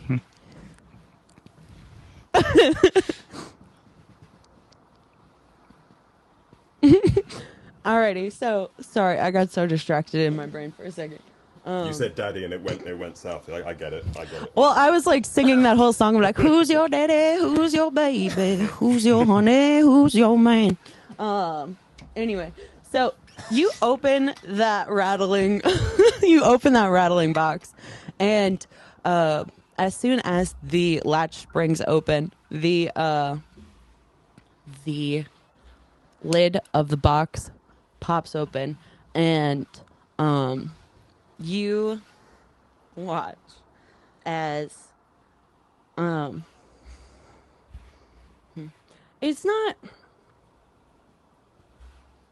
It almost seems like a ghost, but it's not. So, like, inside this box, when Walter had opened it originally and got, like, the first view, it was, like, this bloody, kind of gross, hefty, like, canvas that was wrapped around a bundle of bones. And, excuse me. And when Walter closed it, not long after that, that's pretty much all that he ended up seeing in there. So when you pop that lid open, the canvas that's in there, like, pops and moves and stretches at all of these, like, really abrupt and sudden and violent angles. And this, like, thing in this canvas, like, sort of tries to, like, climb its way to standing, like, feet still in the box, but it tries to, like, climb its way to, like, a towering standing position. Is there anything that you guys would like to do while this is happening? I think Felix would genuinely probably wait until it's fully upright and then seeing what it does. But whilst it's doing it, it's just basically, I mean, just the same way that someone who would, like, be watching a dog that they're unsure of might just look out for key signs. It's that kind of similar thing. Okay. And so as this thing is, like, crawling taller, and the, like, this canvas just is, like, pulled longer and taller, and it, like, keeps going up until it's, like, looming over you guys. It, like, is almost at, like, 12 feet tall, and it hits this point, and you guys are both staring at it, and in the quiet of the room, you guys can hear your breathing and, like, Brenton kind of, like, settling his metal hand on that gun. And with that same, like, metallic rattle underneath it, that entire pillar that had just built itself collapses, and the canvas goes out to pretty much cover the box and the bed. And Felix, you are close enough that you can see on this canvas, like, sigils and writing and markings. And it's quiet, and nothing moves for a minute. Can I take a brain mark and figure out just what these markings are, like, immediately? Absolutely, you can. Okay, so you take a brain mark, and that, like, piercing from the freaking, like, up, a rod is going into your head, like, through your third eye. That feeling is heralded by the knowledge of that these sigils are to erase, to tether, to subjugate, and to... Oh, fuck, I wish I could have kept that word in my brain for another 2 seconds. Excuse me. Subjugate. And to... Yeah, fuck it, I lost it. But yeah, so subjugate's the last one. And if it comes back to me, I'll let you know. Sure. Felix is just sitting there like, it's in there somewhere. Mm-hmm. It'll come back to me. It'll come back. No, give me a second, Brenda. I've got it. Just give me 2 seconds.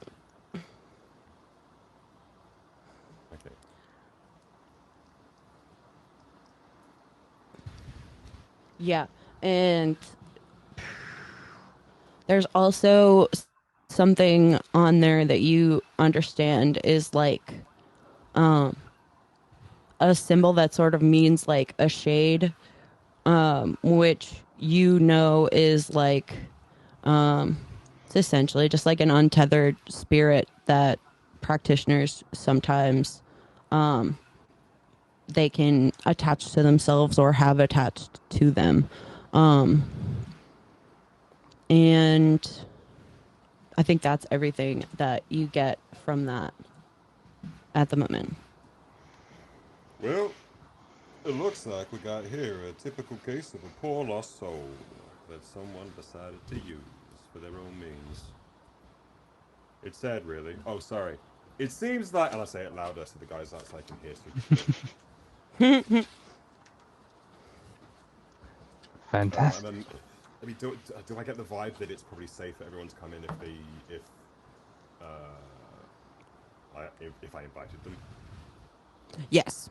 You get the vibe that was pretty much that was all that it was going to be doing for the moment. So yeah, I'll kind of just like have another quick look, and then I'll just say, I think it's alright for y'all to step in if anyone wants to get a closer look at this. It seems like whatever it wanted to do, it did its business. Whatever its last act on this wonderful plane of existence we call life, it seems to be done. God rest your soul, whoever you are, wherever you may be. So why is it still standing? Or if it's done its thing, does it not Move get back on the train? And, you know...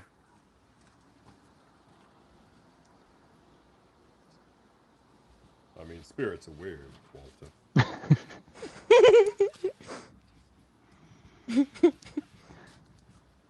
The technical term for Do we have any way of discovering whose pet it is? Can we trace? All right. And if they can still see? The sigils to Norman specifically in the sense of like researcher to researcher of like if you know anything of these or you've seen this in the past, it's very like bullet point notes to you being like if these are what the sigils are. Have you seen Yes. Okay. For the avoidance of doubt, is this spirit, like we're saying pet, do you know what type of pet it was, or was it actually a human that was also a pet? What's the... All right. So, if I'm remembering correctly, and please correct me if I'm not, in the midst of Odette's betrayal, you all were trying to figure out what connected people to that workshop and then what connected that workshop to the murders at the beginning. So, what Odette said before she left was, I believe you guys ended up talking about the bones, and what they were, who they were from. And I believe Odette said something about how they were a man, and his name was Thomas. And he outlived his usefulness. And there were a lot of other things that they still needed him for, but they didn't actually need him for them. Yeah. And it was just someone that was previously. It's kind of like someone was. Here's one I made earlier, effectively. yes.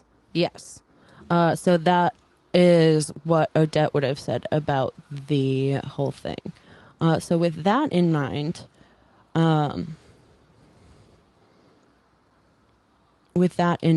you guys would know that, you guys would assume that this man in here,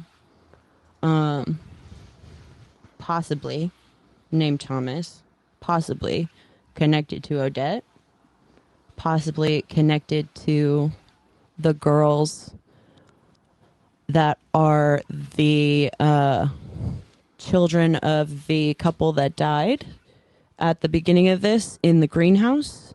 We had the mutilated husband and wife, and he was the police captain, the paranormal police captain. And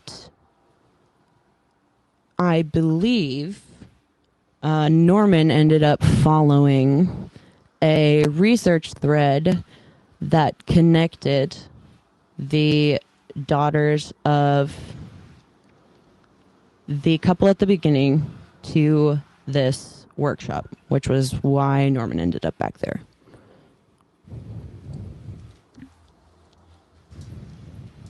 Right, okay.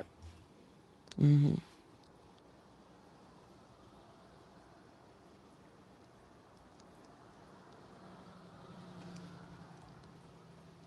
Is there anything else that we can get from it at this point? Is it responding? Is it talking to you? I assume not. No, it is not. I don't believe that you guys have gone and dug through the chest to see if there was anything else in there. That was literally going to be. Okay. I was like, I don't remember if that's what. Okay. Was everyone's talking to figure it out? Felix's hand is just like. Alrighty. So we've got. Give me a. We could do focus, or you can do sense. I'll do sense again. I'm decent at that, hopefully. Okay, doke. That's a gilded 6. Hey, I know this man's blood. Oh, I know we what love he, to I see know what it. he ate last. Oneg and ate last, also a steak. And okay, so The this steaks are the you culprit. end up looking through the beef. So you end up going through this box. You move the canvas, and there's a pile of bones and like teeth and stuff that's all in there. But underneath that, there is like there's like this old leather coat, like an old long leather coat, and that is also like grimy and bloody and it smells like seawater. And you going through and like looking at the bones and like really just sort of like diving into this to be like, where are all the ritual components of this? What's going on with it? You end up, you find bottom of the chest. They are carved in there. They are quite old. It's essentially a big old binding rune that is set to keep. You assume that this is set to keep his spirit, him tethered to this box. Beyond that, you are there are a couple of stones in the pockets of the coat, and there are on a few of the bones you find on a vertebrae, on the like thick leg bone, and on one of the thinner bones in the arm, you find this very fine and very intricate like sigil and rune work that is in there, and it is, at first you think it's weird, but you think it's like that there's blood on it, but you like go to like rub your hands on it to like see if you can make it out a little bit better, and they are actually carved in, and there is like red ink pressed into the recess, and that's how you can see what the runes are. And you know that this is his full name. Like in spell work, you've got, and in religion, people, they get middle names, but if you have practitioners, most practitioners will have another name that is like secret to them so that they can't be like so easily looped into this sort of workings. But you look at this and you realize this is this man's full name. This is his family line. Like, this is somebody did some crazy stuff and and like kept him, bound him, and wanted to make sure there was literally nothing anybody could do to extricate this man from what this practitioner has done.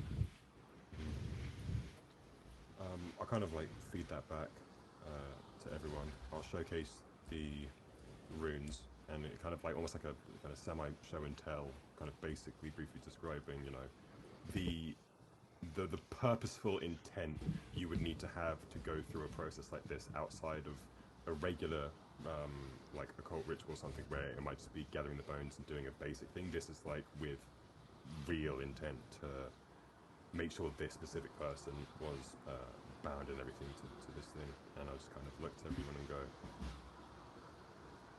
so what's the group consensus of our little pet here? Do we give him a proper burial? Do we give his body up to the doctor here for research purposes? Do we try and find out who he was? Do we release it? What would be the benefit of releasing it? Where will it go if it's released? Well, I would imagine if it's released, it can pass on, right? So. Oh, you mean release it from its bindings, not let it go. If we let it go, would it not travel back to its master? Well, I guess we could follow it. I was about to say the same thing. How did it get in the box? Is that just how you found it? Yeah, it was in the box, in the bundled stuff. I guess a bit. I don't know. I don't know how much mass there would have been initially, but it's not exactly a roomy chest, but it had it had plenty of space in its current form.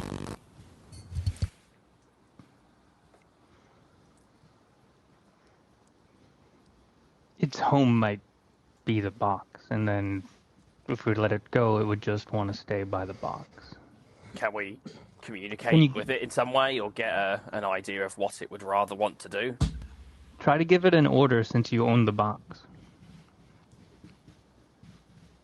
I mean, you opened it, Felix, so I don't know who counts as the new owner, but you'd probably the better one.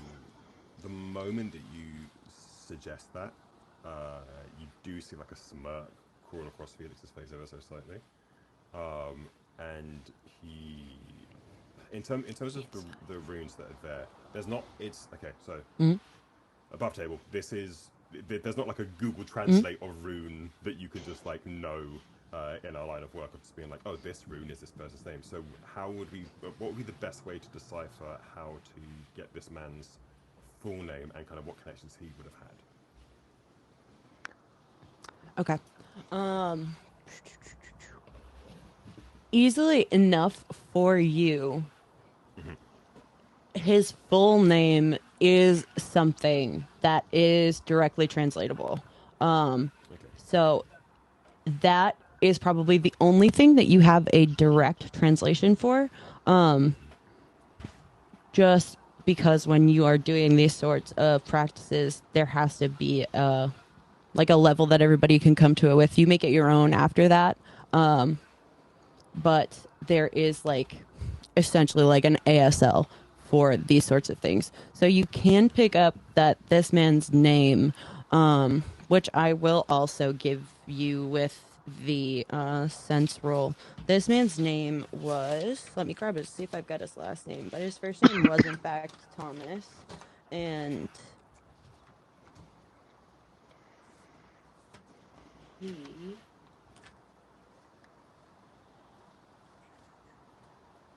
his name is Thomas Allen's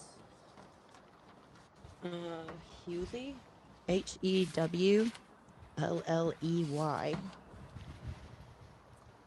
Thomas Allen Hewley. That's a Any name relation to recognition. any relation to Philippa Evans Hewley? Interesting. Yep.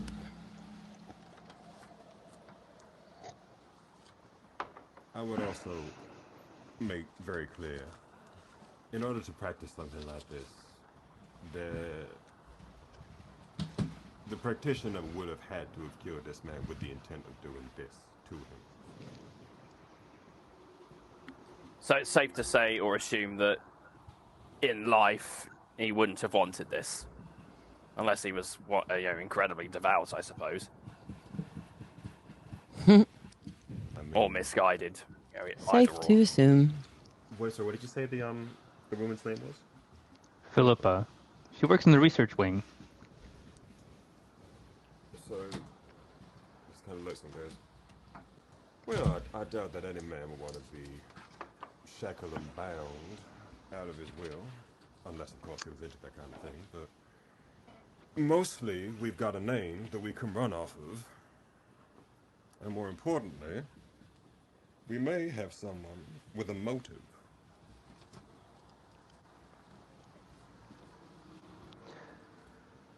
Did Philippa's company records include who her husband was? What his name was? She was newly married, so I wrote it down. Yes. You didn't take note of it at the time, but yes, they would say who it was. And you go back, and you can go up back and grab those easily enough, and that is absolutely her husband's name. Ah. Apparently they were not happily married. I mean, who is these days? I've heard of ball and chain, but this is a little bit ridiculous. Walter, you took the words right out of my mouth. I'm still leaning towards letting it go or finding a way to remove its shackles, and if it's bound via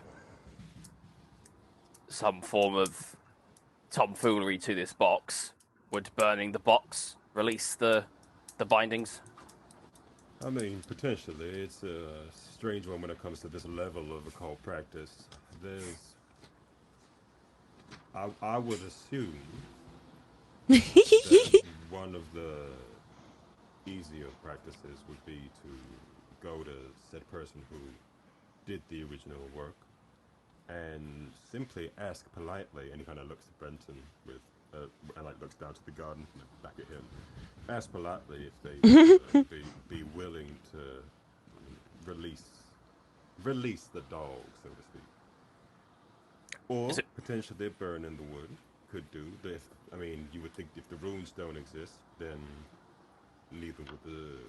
That was my spell, right? thought, but I mean, I'm not super savvy. I mean, actually, is there any from my research of other things, like I'm getting kind of vibes of like jinns and genies and bottles and those kind of like beings bound to the will, and any evidence of kind of showing that just destroying the vessel being a way to release said bindings. And as he's thinking that, I would also be like fiddling around with the bones that have the carvings like ingrained in the actual bone itself. And I'll look to Norman and just say, Doctor, do you have something similar to a crematorium in this fine establishment you have? Absolutely. We can. Maybe burn. We have more than enough facilities to make sure things go missing forever.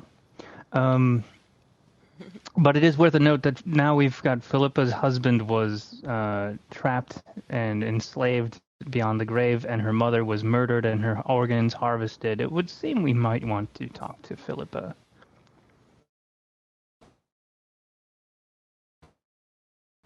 Where is she now? A couple floors away.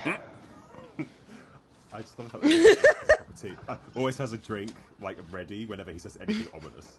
Like he just has a glass on his side at every turn. He says, I don't know. Wait, where did you get that? Where did that white cat come from? Why are you stroking it?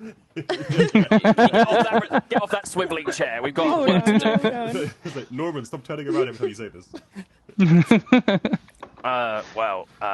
Is it worth bringing her down to check in on a patient that might be of her interest and then closing the door behind her?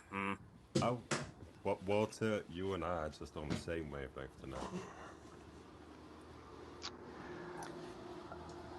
I can see if she can be located and brought down to inspect or ID a body that just recently came in. Very sorry about that. I think that would be understandable. Oh, have no, you you're tried fine. have you tried issuing it a command yet?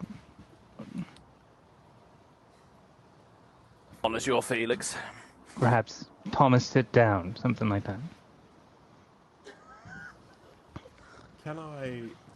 So my dice that I have just in my pocket, which kind of like helps me Yes. to do certain things. 1 being no, 6 being a yes. When I roll it, and with my intent on this is, will the control be willing, and I don't want to say not problematic because I'm holding someone's bones, of course it's problematic, but in the sense of will Felix immediately know of any immediate backlash that could come from tampering with someone else's tactics? Oh yeah, interesting. Good question. Kind of like security, You passcodes and stuff. Is there Face ID on the yeah, you check with the dice in your pocket. Exactly right. Okay, so you check the dice in your pocket, and you catch 6s. So yeah, as he kind of rolls. I don't know if I just confused the shit out of myself. Okay. So 6 is yes, 1 is no. Is this make it super simple? Is this a Okay. stupid idea? Nothing's a stupid idea here at Graceslate, y'all. It's all just science. This is where as the man is like, stupid consequences go. Okay, so here's the thing, Phil. I think you settle on this and you're looking at the bones and you're looking at this whole setup. And I think that it occurs to you that the level of intent and will and planning that went into this and to make sure that there was no loose thread for anybody else to pull on. I think that you get the idea that this is a closed system, and I do not think that anything that you say it's locked. will It's locked reach tight. it. Yeah, perfect. So as you ask that, he'll kind of roll this dice. You'll see it land on 6s, and he'll just look at you and go, "You know, I've made some mistakes in my life, but this is not one that I'm willing to take. Someone who has put this much security and practice into making sure that this is, in every sense of the word, their property. We ain't gonna be able to do anything with this. This is just a box of bones as far as we're concerned." The only other question I have then is, why did it start rattling now? What's changed in the last 24 hours, apart from a fucking fire? Sorry. But other than that... Hate to say it, but what if it's bait? Whoever controls this thing knows we have it, knows we're pissed, knows we might let it out and follow it somewhere. I guess if we know who it belongs to, we don't necessarily need to. Now we've got the... Could be a final gift from our dear friend Odette. These things aren't possible to dissect and learn more, is there? We've learned all there is. I mean, what we got here is all we have to work with. We know who it was and who they were tethered to. Does it look too far gone to determine method of murder, method of death? Is the corpse too far decayed? And do we have a time frame? Because you said she was recently married, so does this look like... That's going to be me misspeaking. She was married. She was married for a while. It's going to have been not recently married. So she was married for a while. So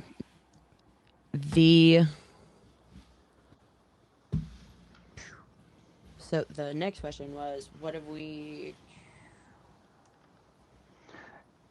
Is the corpse too far gone to determine cause of death through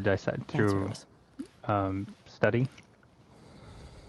Okay, so you take a look at the bones, and you can see that there are some cuts on the bones. Those all look post-mortem, so there's nothing that you can see that is cause of death on the bones themselves. Make sense? Okay. Yep. Okay.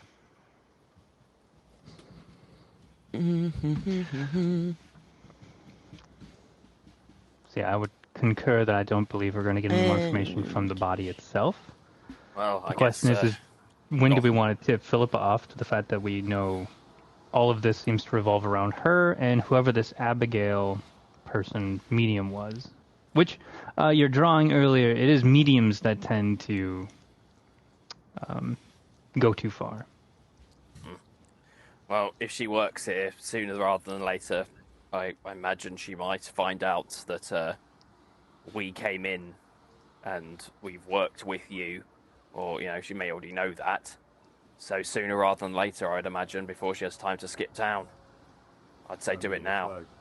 It's like Brett said, if this was potentially bait, could this also be a distraction to lead us all here while she packs the bags and goes?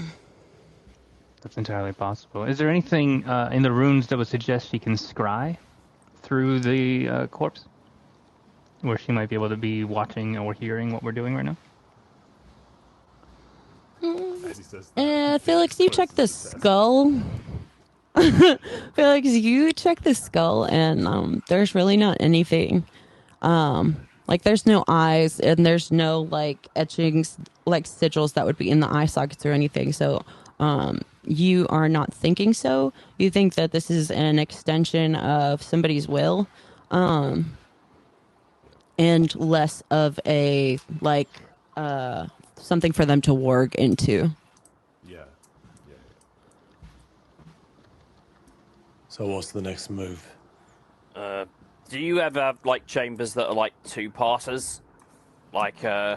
Two chambers next to each other that can be locked from the other side. We can be waiting in one, she can go in the other.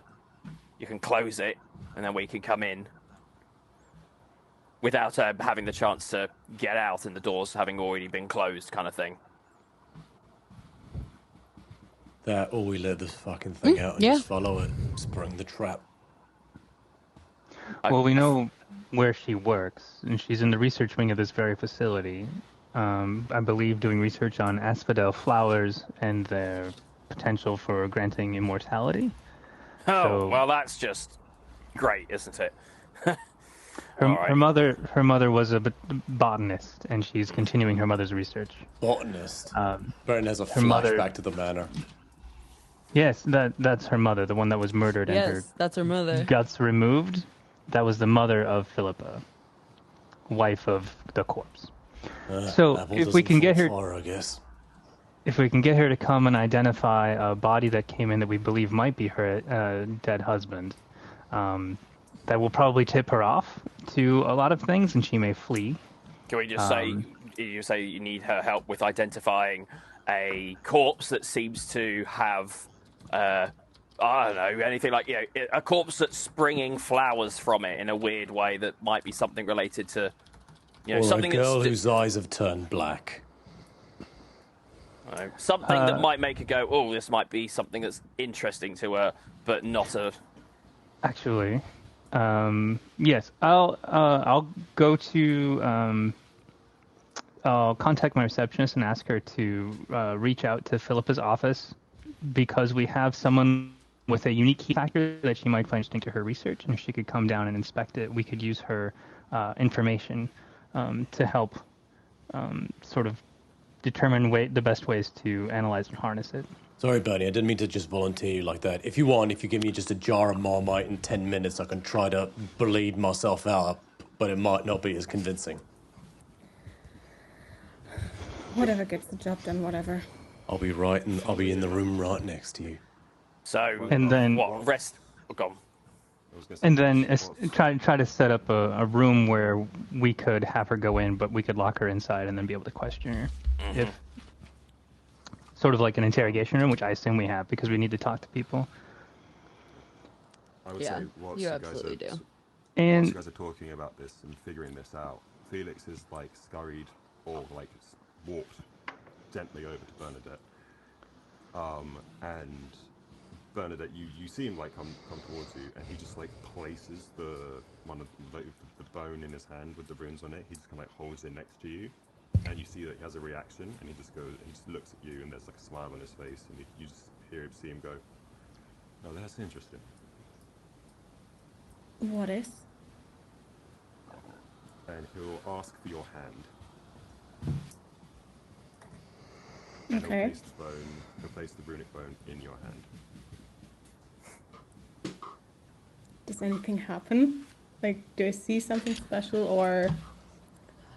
Yeah, the bone in your hand, as soon as, actually before it even makes contact with your skin, there is heat emanating from it. And it gets hotter the longer that it sits in your hand. And it never burns you. It never gets to the point where it's overly startlingly painful, but it just heats up like that in your hand. It doesn't glow, it doesn't shake, it just... I just make very intense eye contact with Felix. And his eyes have not stopped staring at yours whilst this has been going on, because he was kind of gaging your reaction, and he just goes, "Now ain't that damn interesting?" What's the deal with you? Maybe I could have asked you the same thing. Maybe we should talk to this Philippa lady, and then you and I get her back to eat something. Sure. And while you guys are waiting for Philippa or word back from her, this is going to be where we take a break. See. I mean, there are weirder places Okay, to guys. ask people out for a date, I suppose. But, I mean, Did we get a date episode? Oh my god. Yeah. Oh my god. It's a dating sim. You brought this gun for a reason.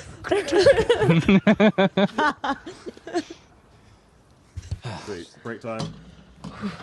All right, we'll We'll be back in about 10 minutes. Gucci. Thank you, guys.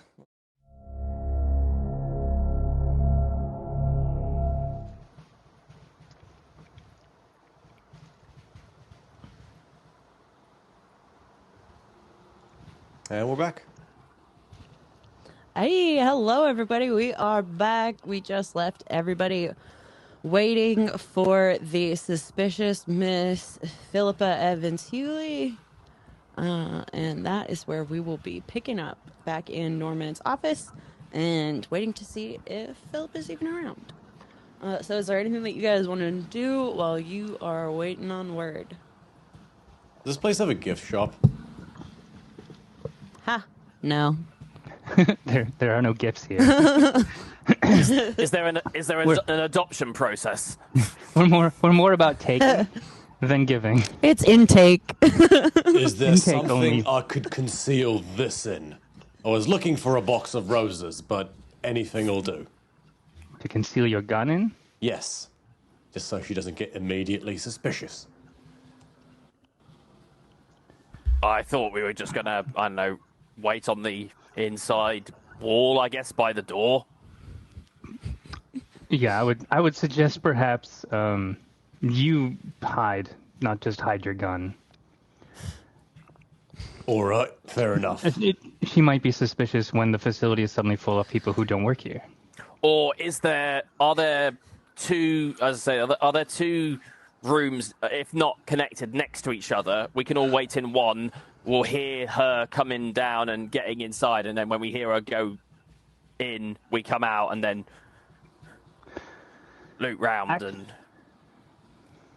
We'll also need a body.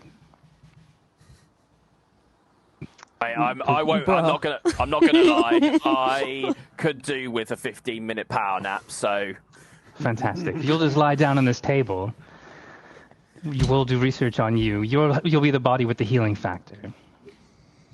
It's probably about 2 minutes tops before I'm already snoring. Perfect.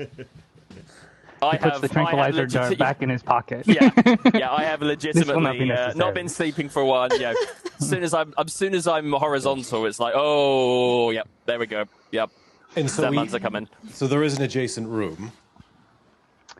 Yeah, so this will be like a interrogation sort of room setup. So like there would be the double-sided mirror thing. There's as double. you would Okay, expect. perfect. So I don't need to Yeah. guess where she would stand. Okay, cool. Yeah. I just take a seat there and just No. press the cold steel of the barrel like at the glass, and wait. Perfect.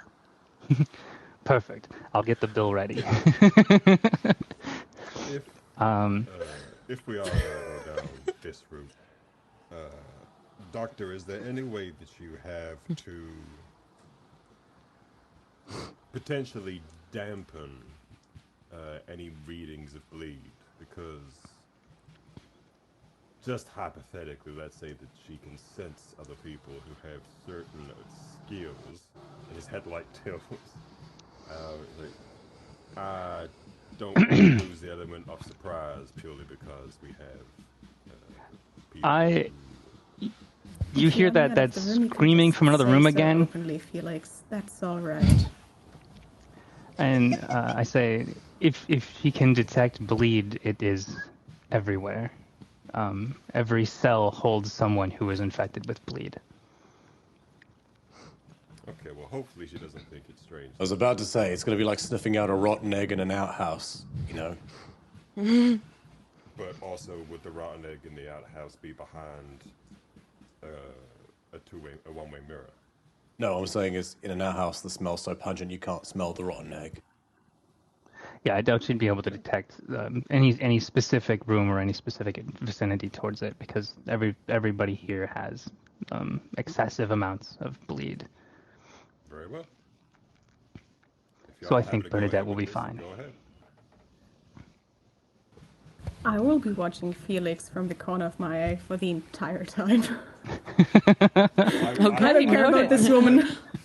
I will make sure that Felix is like the most chill he has ever been in his entire life. Like he is not bothered by nothing.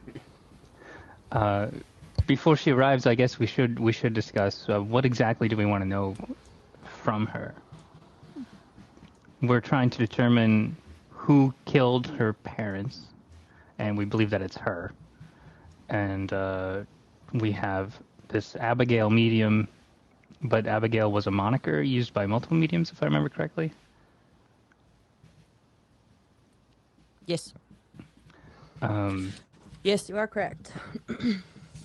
But ultimately, our primary objective is to find out who killed the rich and powerful in their own little seance area, correct?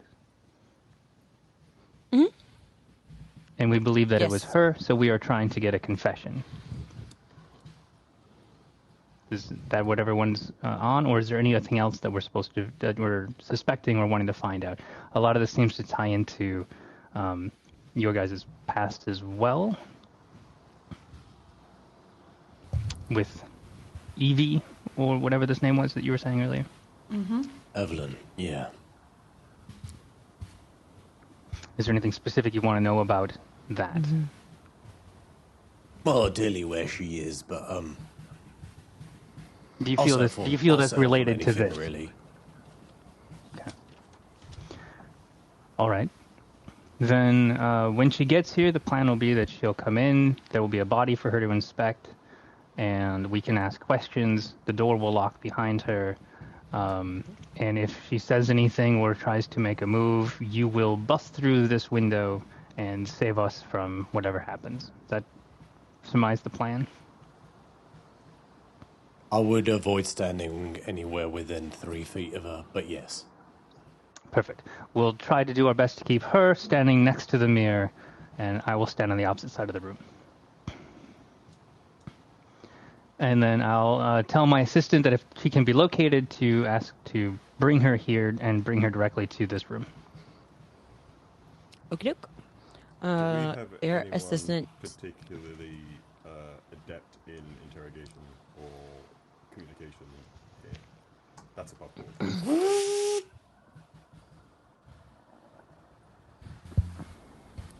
All right. Well, if there's something Perfect. fucked up about about her in the bleed way, I think I can get a good Actually- read on that. But Oh yeah, definitely. One question. Would I have access to security uniforms that I could give to the guy with the metal arm? Actually, yeah, you definitely would. Perfect. Yeah. We'll get him dressed You'd up as have a security you'd officer so absolutely he can have be access to it. he could be in the room, because it would make sense for him to be in the room as a security officer, because this body has a healing factor and it keeps getting back up. Did you not have anything bigger than medium? Trying to like cover his midriff.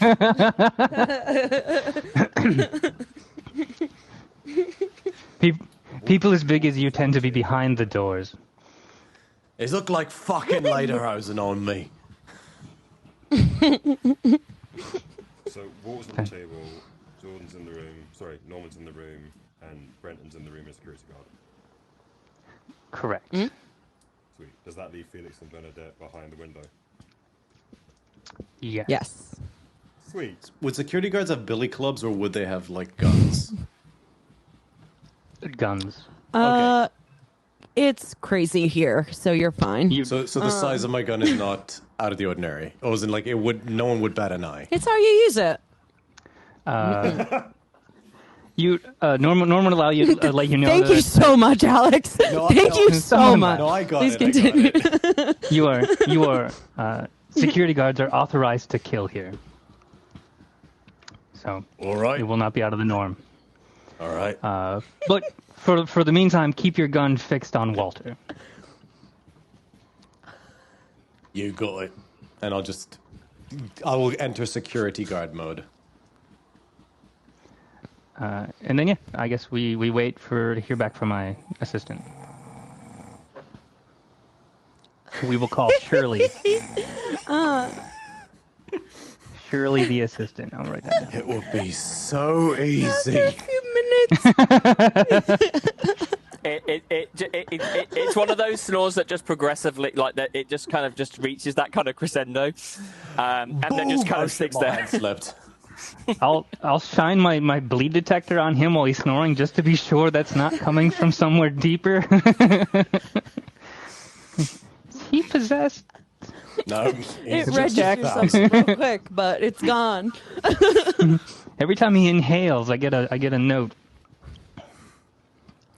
All right, somebody knocks on the door, and it's just like a quiet little thing. And your assistant, who has keys, she opens this door and she pokes her head in, and she says, "Sorry, Dr. Norman. She actually hasn't been in for a few days. She said that She left a note and said that if you needed to use her research, her office is absolutely available. But she is out for a few days. Is there anything else I can do for you? Why do you have security in here? Because he has a healing factor and keeps getting back up, so we have to keep putting him back down. Did she say where she was? Is she out ill? Or is she on vacation?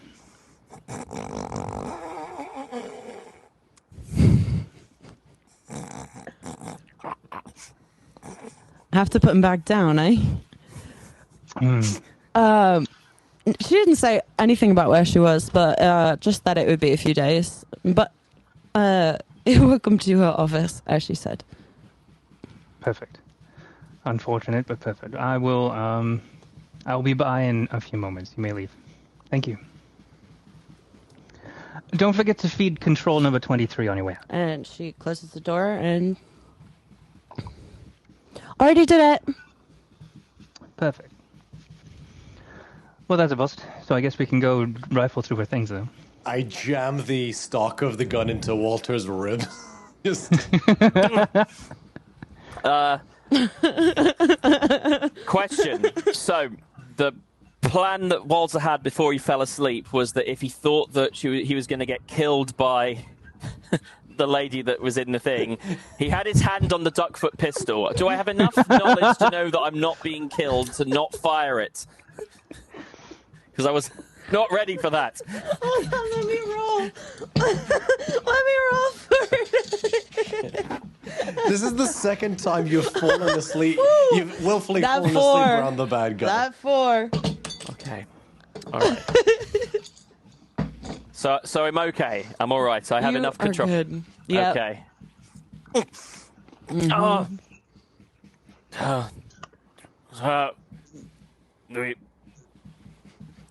Can I help you? You sound like a lawnmower going over a fucking rock.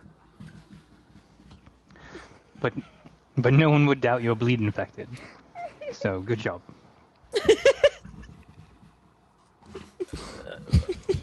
What? And he'll just, yeah. Next time you're at the pharmacy, buy some fucking nasal strips. They did wonders for me. Yeah, he will, yeah. About give it like 5 minutes or so, and then he'll be back to his normal, and he'll kind of, yeah, reluctantly vacate the bed. So, did you get what you needed? No, Sadly, she's out ill or something. So we've got a few days to rifle through her things, though. She left access to her research. So are we burning are we burning the chest then, or what was the plan with that? I think we could send the pet and its chest into the crematorium and destroy them.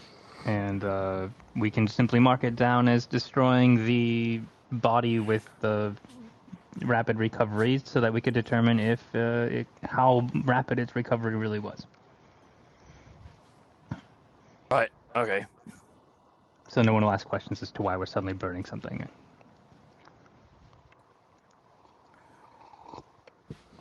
So, Alrighty. I'll set up... So is that what you guys are gonna do? You're gonna set that up? Yeah. I want to look at. Okay. I want to look at this bitch's office. Bernie, you want to come with? Sure.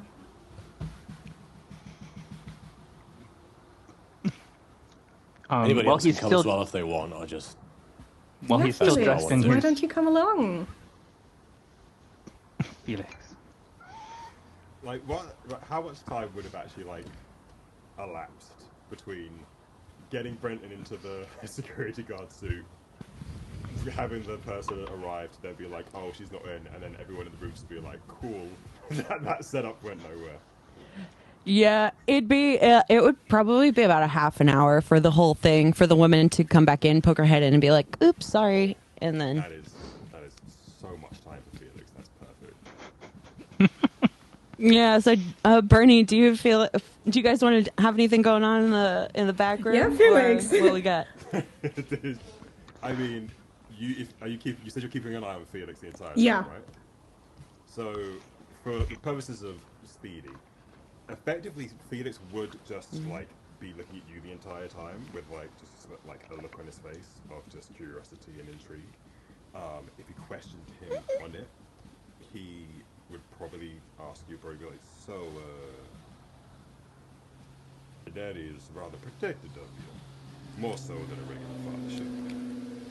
I'm gonna guess that you're all he has left, right? Correct. And he's all you have apart from whatever this is that's inside you. No. Interesting. I mean, you were right when you said that I had disappeared and made myself scarce when y'all were getting all fisticuffy.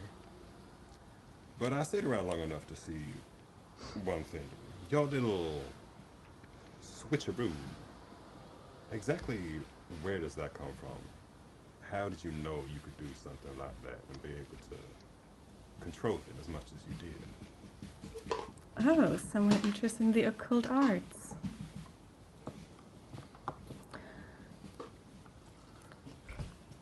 Okay. You ask me a question, I ask you a question. Okay, let's do this.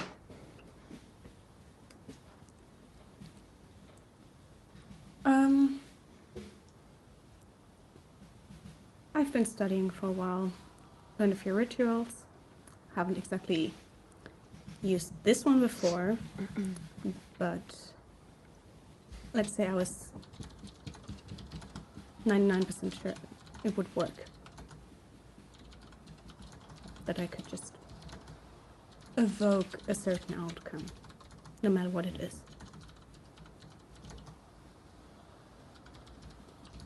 Interesting. So you've been a practitioner long enough to know with confidence that it was going to work the way you wanted it to. Yeah. That's impressive stuff. Question for me? Were you already interested in the occult arts before you found that little coin on?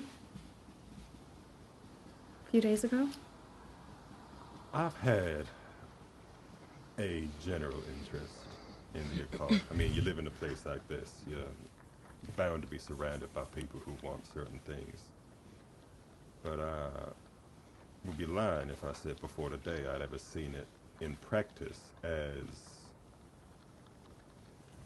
purposely executed as you were able to. Something always goes wrong when you're dealing with the craziness that is the world we live in.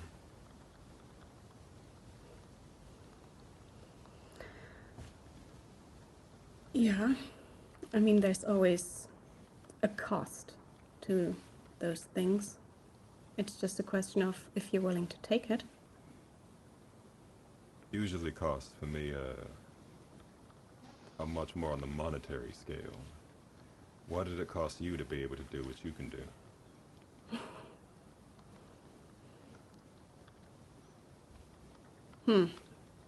Actually, and after he says that, he kind of goes, "Or do we know the answer to that?" And he kind of points to. Do you still have? Sorry, I might be misremembering this.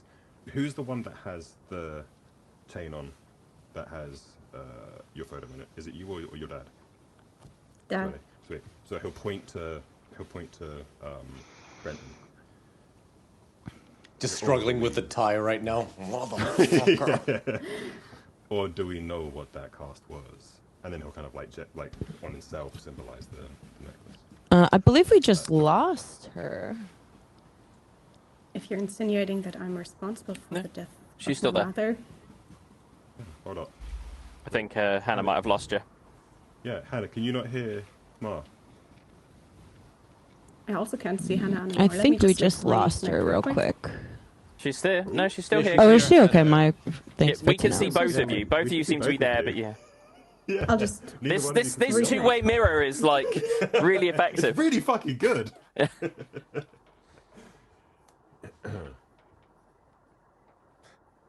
Oh god, what a sausage party, am I right? Okay, are things working? Fucking well. Nope, it was me. So sorry. Okay. Yeah, points family. Is that what the cost was? If you're insinuating that I killed my own mother, then no. I That's wasn't not the insinuating. cost. I wasn't insinuating that you killed your own mother. I was suggesting that maybe whatever happened to you had a consequence to it, or is that someone else entirely? And then he'll point to his eyes and kind of like cross them as if like, weird eye stuff.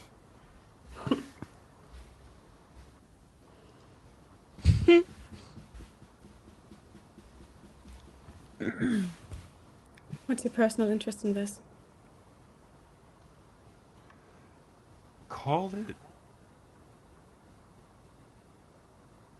independent curiosity, purely because I'm impressed by what you can do. And I don't know many people who can do it and stand and walk away as easily as you have. And that to me is wild information.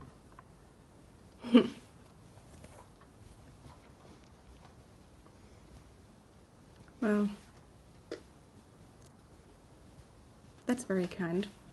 Not everyone sees these talents as positively as you do. Kind of like claps his hands and kind of like puts them back and is just like, hey, I think you're beautiful, baby. I think what you can do is miraculous. If there's a way that anyone else could do something similar, we would have one hell of a party on our hands. But as it stands, you're our ace in the hole. I just want to make sure that if things go south again, we don't lose you for a couple of days, and more importantly, that you can keep control of yourself.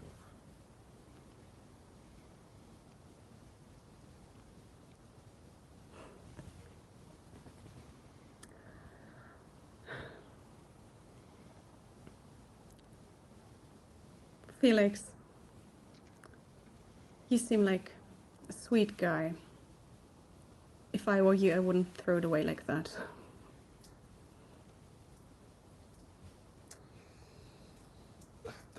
The moment you say he's like a sweet guy, he'll smile, he'll go into his pocket, and you see him pull out a pack of the cigarettes, and he kind of like offers you one.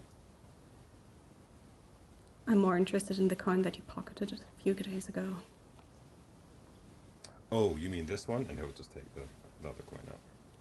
Lick it in his hands. Mm-hmm. What about it?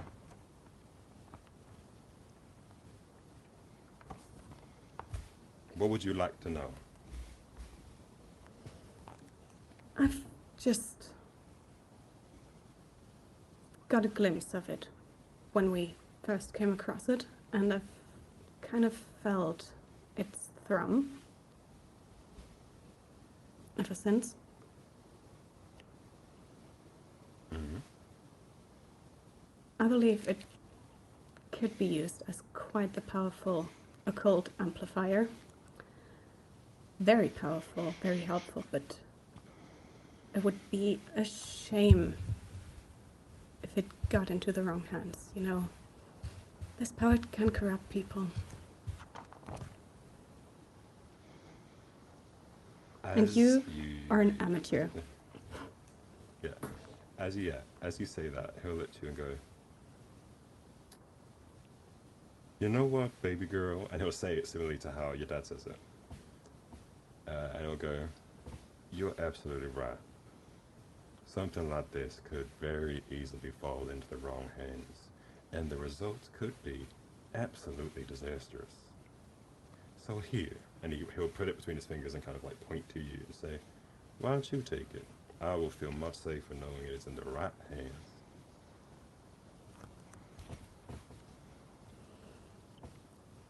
make sure we put it in a safe spot. You grab it. Mm-hmm. Bernadette. Okay. Mm-hmm. So you grab it. It shocks you, like when you grab it, and for the moment that you take it from his hands and go to put it wherever you're going to, like whatever pocket you're going to slip it in, like you feel like you have this like electrocution level death grip on it, and something in you settles, and you it's you don't want to let go of it when you put it away in your pocket, but it isn't a chore to let go of it. You don't have to like rip your hands open. You just don't want to. But yeah, you pocket it and you'll make sure that you put it somewhere safe. And from there, we will. Everybody is going to get back together. Norman is going to take all of you to the crematorium to go drop the box off, and then you guys are going to go After another 20 minutes of me getting out of the fucking uniform. Yes. Son of a Preferably, fucking- preferably you would stay in the uniform, so that way, as we're moving about, it doesn't look as suspicious with me carrying so many people around the Jesus facility. Christ, It's I an- can taste my underwear.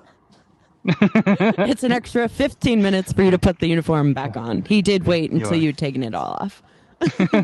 Your discomfort is appreciated. You don't need your kneecaps to do science. Remember that. And I just like shoulder the gun. Just as just an unrelated, I'm sure we've totally thought of this, but now I'm the bait walking around the facility. There's not going to be an issue or anything, right? The only person that I'm just above assuming that's all table- covered. nobody actually saw you besides because we spoke to the secretary in the doorway, so you weren't actually seen as bait. So as far as anyone knows, the body that we're disposing of is the body that we were looking into, and that we are disposing of it to test its healing factor. Okay. And Don't worry, Walter. consequently, I missed anyone who tries to take you away. I say with a semi-sarcastic but semi-serious, like sincere, affectionate tone. we will be Does it- sad to discover the healing factor does not resist fire. Do we wait? Sorry, take out off the voice. Do we wait to ensure that the corpse does in fact burn before we leave? Does the cremation succeed, or? Yeah, I'm done. To observe the thing burning and seeing what happens, I'll be shining my my bleed detector on it as it does, in case that reveals anything interesting, such as a soul departing or puppet okay. strings breaking. Okay, so you set the whole box into the incinerator, and the door goes like the metal door goes down, and you can see through like the little glass part in that door when there's nothing but just flames roaring behind it. And as you guys like lean in and look, the box burns, the cloth burns, and eventually you guys can see the bones and you can watch them heat up, and all of them except for the 3 that had the runes on them burned to ash. And the teeth. I don't think the teeth burn. And an incinerator, yeah, they do. But yeah, so all you're left with is the bones with the runic inscriptions on them. The ink in the inscriptions are soot black instead of the red that they were, but they are left inside the incinerator when you guys are done. Fascinating. Extract those bones and I'll hand them to Felix. Like, you probably know what to do with these more than I do then. That's kind of takes it. Felix, you take them, and they are they're warm to the touch, but they are not as warm as when you handed them over to Bernadette earlier. Yeah. It's because it's so hot. Will. Yeah, he'll look at it and take it and just be like, I mean, I had a theory that this would potentially happen, but this is powerful stuff. You said that Miss Philippa was doing research on immortality, right? Correct. Something involving flowers. I mean, and he's kind of like, he like holds the untouched bone, and it's just like, it's not exactly immortal, because obviously he is dead, but it's a hell of a good start. Acceptable. Pass me that. Yeah. He tucks it to you. Stand at the other end of the room. Me? Everybody. Keep my bleed detector aimed at the bone while he does what he's about to do. I'm just going to preemptively cover my ears. Yep. Everybody cover your ears. I'll put it somewhere like in a corner. I will tell the doctor to bill Candela Obscura for the bricks. And I will take a shot at the bone with a gun that is capable of exploding elephant heads. That's not a joke. Like, that's like actually what it can do. Yeah. Just don't miss. Yeah. That would be awkward. You leave a cannon size like hole in the bricks. The bone is fine. God damn. Fuck me. Breton is actually visibly like concerned.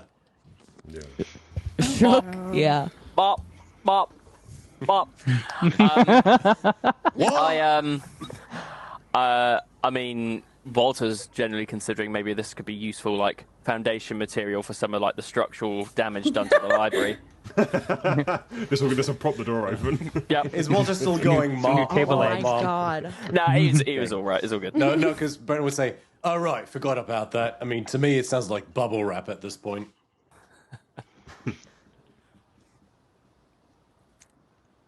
Well, that's fascinating. So these bones are indestructible due to the runes on them. Is the creature still around, or what are the bones of what turned into the creature? Some of the bones did burn, right? It was just a few of them that didn't. So Just the ones that had the actual runes. Some of basically them- the whole body got burned apart from the bone that had the runes on it. I think you said it's the ink pot. Or did I hear that wrong? Yeah. Or did I hear ink in the bones? But Nope. The ink popped and burned in the ink, in the bones. The bones are still, they're not even cracked or anything. So you've got the thick leg bone, which I cannot remember. You've Femur? got one of the Femur? thinner arms in the bone, and then you've got, yes, that feels right. And then you've got a vertebrae, and then you've got one of the arms in the bone. well, we have some indestructible body parts that we definitely cannot get rid of. We've got Can be a useful. woman who is attempting immortality, who is not around, but her research and paperwork are. And we got a group of people who don't know what to do next. Where do we Actually, go an from here? indestructible femur bone would make a nice club. You know you're right. Valid. You're That's correct. actually not a bad idea. And he'll like, kind of like this way, he'll like hand it over to Brenton like that, so it's kind of like femur stuck out. And he'll probably say something similar to, take us back to the caveman days. He takes it. Just gives it a couple of It'll do. Swings. I was just thinking that. Well, then I guess we should go to Philippa's office. If no one next. else takes the other indestructible Okay, and bones, you guys Walter will happily pocket to- them for That's structural what we're support on his coat. And if he ever has any more back problems, he knows where to get a replacement part. I definitely think Felix will probably pocket one of them. Then dealer's choice. Then you take one, I take one. Yeah, sweet. Indestructible doorstops. Excellent. Did you want the vertebrae or the longer one? What do you want? We're like walking out with like a car boot sale, just like holding. Get your bones here. What kind of magic items do you get in this game? People's indestructible bones. Yeah. But yeah, I'll probably take bits of the vertebrae. Okay. Yeah, I'll give you the vertebrae, and I'll take the other longer, bony bone, McBone.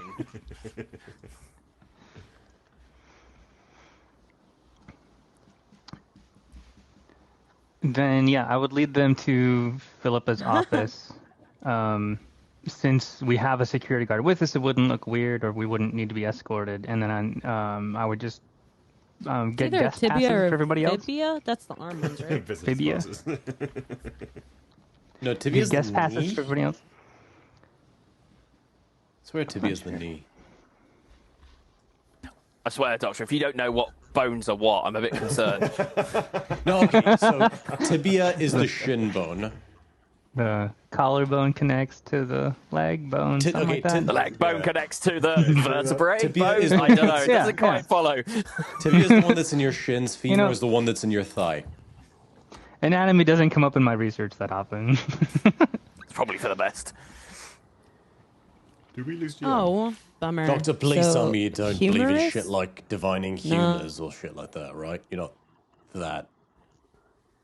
Divining humors? Good. Like, You're not one of them motherfuckers who uses leeches, right? oh, of course not. No. Only under extreme examples would we need that. Like if, for example, the bleed infected the blood, we might use leeches to extract the blood to see what happens to the leeches. But it's certainly not as a healing method. That's not what we do here. I'm gonna tentatively say good enough, and then I just walk away. I think we might be having DM issues. Yeah. All right. Yeah. We'll... Oh, there Can you see Chillaximo. us? Yes. Yay! Hello. All right. Who ended up with the vertebrae? Felix or Bernadette? Felix did okay. Felix got the vertebrae, and then Walter got either the fibia or the The, tibia. the arm. This is the worst Captain miscellaneous Planet bone. remake ever. This is a terrible Voltron. Okay. So you Oh, the guys, tibia is another leg bone. You guys. Yeah, that's what I Then said. what's the arm one? All right, I googled it. We have bones. Arm bones. You guys have a plethora of bones. You also grabbed one of the bones Radius, from the ulna, table. and humerus. There's no laughing matter, That's sir. It's a little funny. All right. So you can have the humorous because that's funny. Alrighty. So you guys pass around the indestructible bones. Go and get hall passes. Leave Brenton as a like too tight-fitting security guard. Do I have a little hat? And Please, somebody have a you little guys then hat. head off. Absolutely. Yes, it's also too small for you though. So, and you guys head off to the research wing. You do not get lost; it's not difficult. And Norman gets you there, and you guys end up in front of Evans Hawley office. Okay. Let myself in, assuming that the door's not locked, or get someone to open the door for me. The key is essentially just like underneath her nameplate. It's something you guys all do, so it's easy enough to find.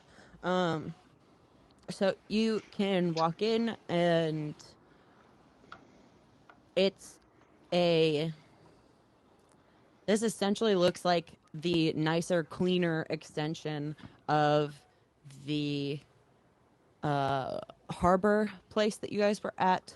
There is stuff all over the walls. There's stuff covering. There's papers all over the desk and table in the back. Shelves along the walls are covered in like jars with liquids in them, or like with little like specimens and stuff in them. So like, you guys, this room is free for you to enter. When we walk in, well, first thing, when the door itself, is the door like a door handle that, you know, on the inside, do you like, it's like a door handle to pull down to open? In which case, I'll use my cane to kind of prop against it, just to kind of, it might not work perpetually, but at least would cause someone that was to come in a little bit of difficulty to give us time if need be. And as he's doing that, he kind of just says to himself, for some reason, I'm getting Ambrose vibes from this woman. That would be a coincidence, would it? Maybe. I don't know.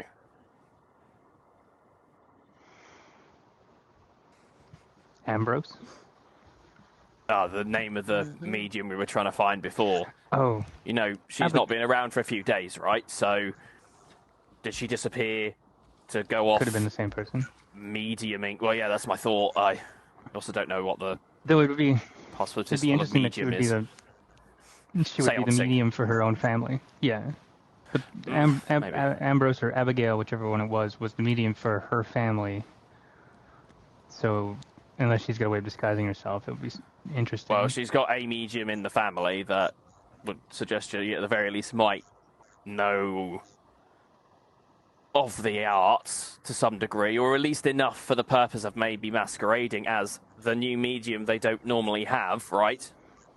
Again, it's just a theory at the moment, but I do like things not tied up in a nice little bow, and that would kind of finalize the last missing piece, really. So it's true. We don't know much about her family, just the HUUUGE family, which I believe she married into, as Thomas's last name was HUUUGE. So. Any pictures on the walls? Good idea. Nothing. Anything that is like a picture that would have been put up at the start of this office has been taped over with sketches, research, with notes and things like that. Like, I'll rephrase. Is there anywhere thing that could conceal a wall safe? Oh yeah, absolutely. If you want to like get in and get dirty like that, oh yeah, definitely do a give me a survey. Okay. While you're doing that, well, no, I mean, I think Walter's kind of already started moving a few things around. Walter in particular is trying to look for something like a staff ID card or badge or something that shows what she looks like specifically. Because I think that's the next thing we need, is to basically get an idea of what she looks like. I'll be looking for anything that's surveying the office, audibly or visually. If there are skulls, looking at them to see if they've got any like weird inscriptions on them.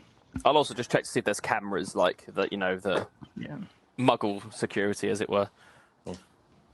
So we're all rolling. Okay, we're rolling separately. So I'll just roll for just general. Okay. Survey? You're going to give me survey, Brittany? Survey, yeah. Sorry, I'll take focus or read or survey. Survey, nope, definitely you're survey.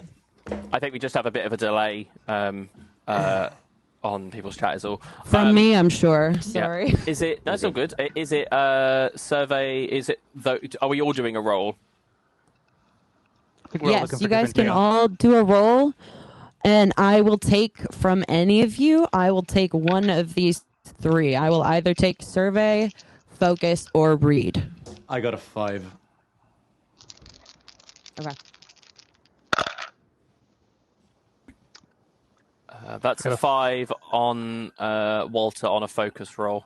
But I will also, once we get to the end, I will also then spend an intuition to ask her, what do I notice here that others do not see as well, once we've got all the answers. Okay. I get a 4 on looking for security equipment. Okay. Anybody focus. else? Okay. Alrighty. So we've got Brenton. You get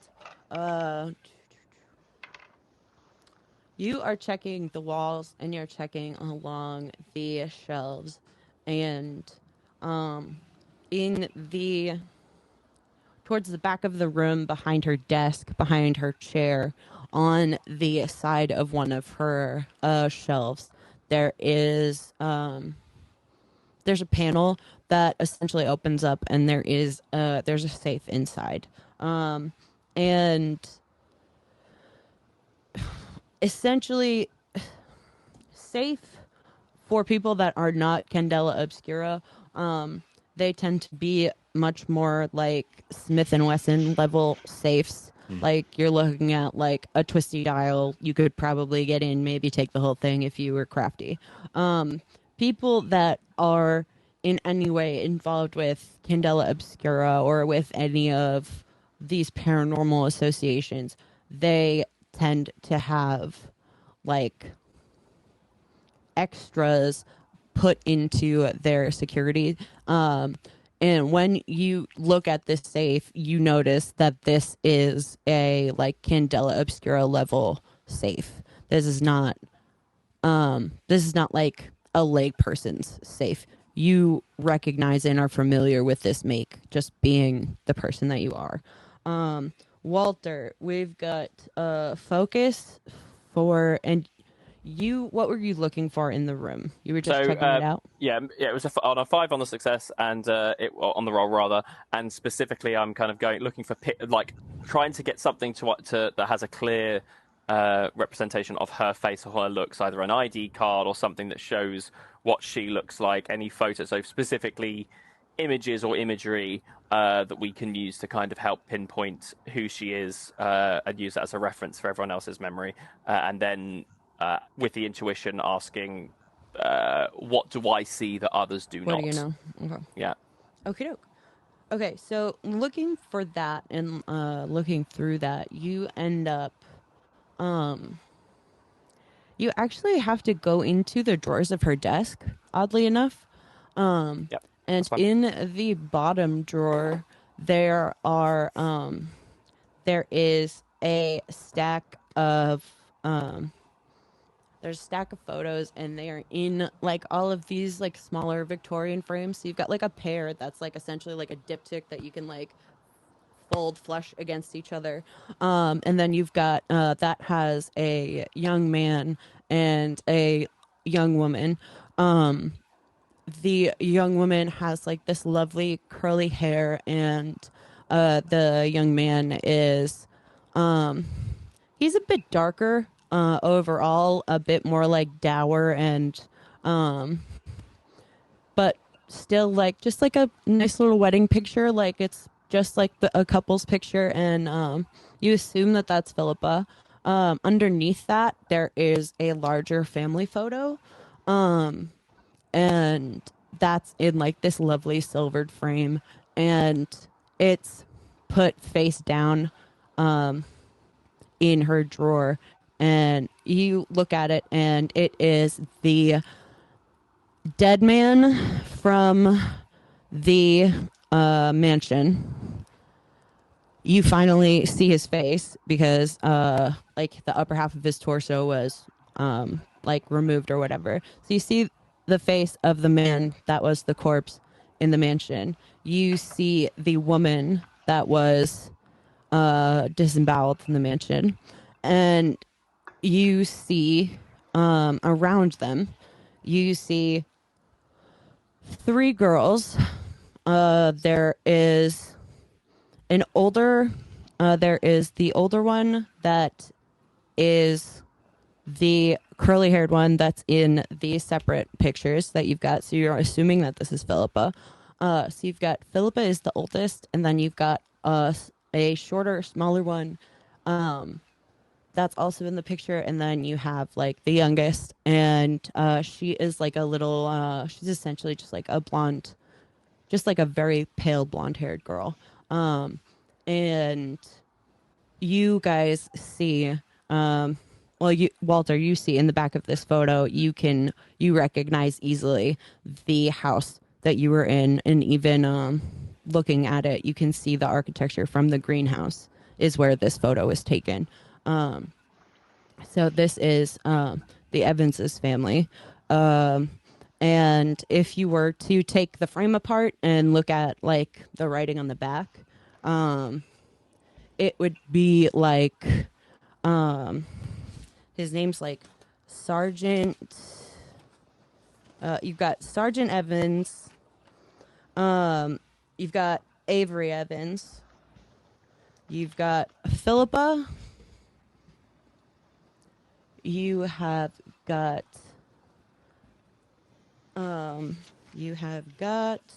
Lily.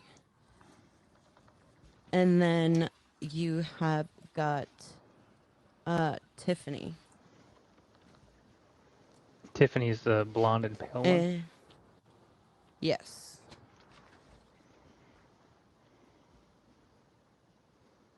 And it has like the respective ages on it, and you can see that all of the girls are like within 5 to 7 years of each other. And then what you get from this that other people do not, Walter, of just like the room and everything,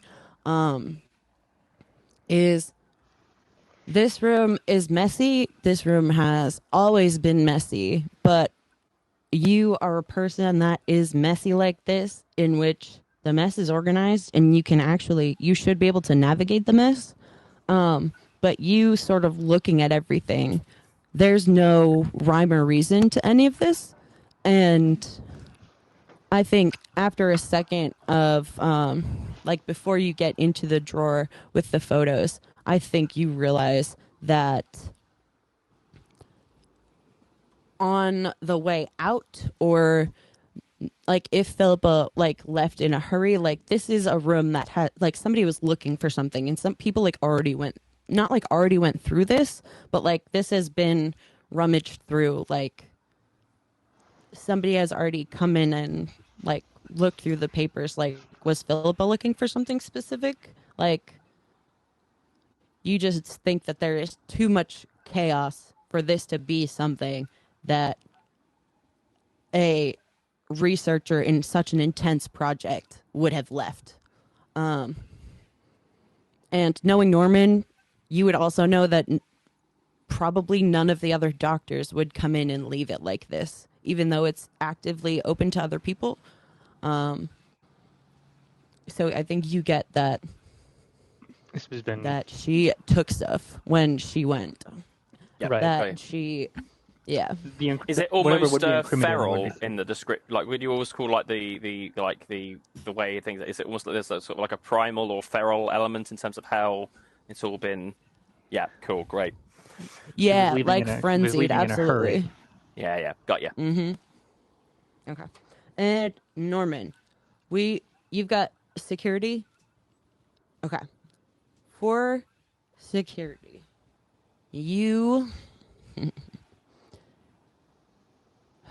Okay, so you get over to the essentially like the big specimen cabinet, and you are checking everything out, and you like one of the like skulls or stuff in there catches your eye, and you open the cabinet, and a like essentially like a sterling silver like BB that's like the size of a gumball. It just like it hits the ground and falls to the floor, and it rolls to the door. And it's weird. But the only other thing that really like catches your eye is that there is like an actual eyeball There's an eyeball in liquid, and it is just looks like it's still on purpose, like. Does the eyeball sort of So follow me or whatever? Like, does it move of its own accord, or is it? I guess I'll also shine my bleed detector at it. Does it look magical? You know that thing when, like, you're looking at something and the other thing is absolutely pretending to not actively be looking at you? Mm-hmm. It's that. The eyeball is trying not to be noticed that it's looking at me. Okay. Yes. It's trying not to blink. I turn the jar with the eyeball around. Does the eyeball stay focused on this, or does it turn around? It spins in the water.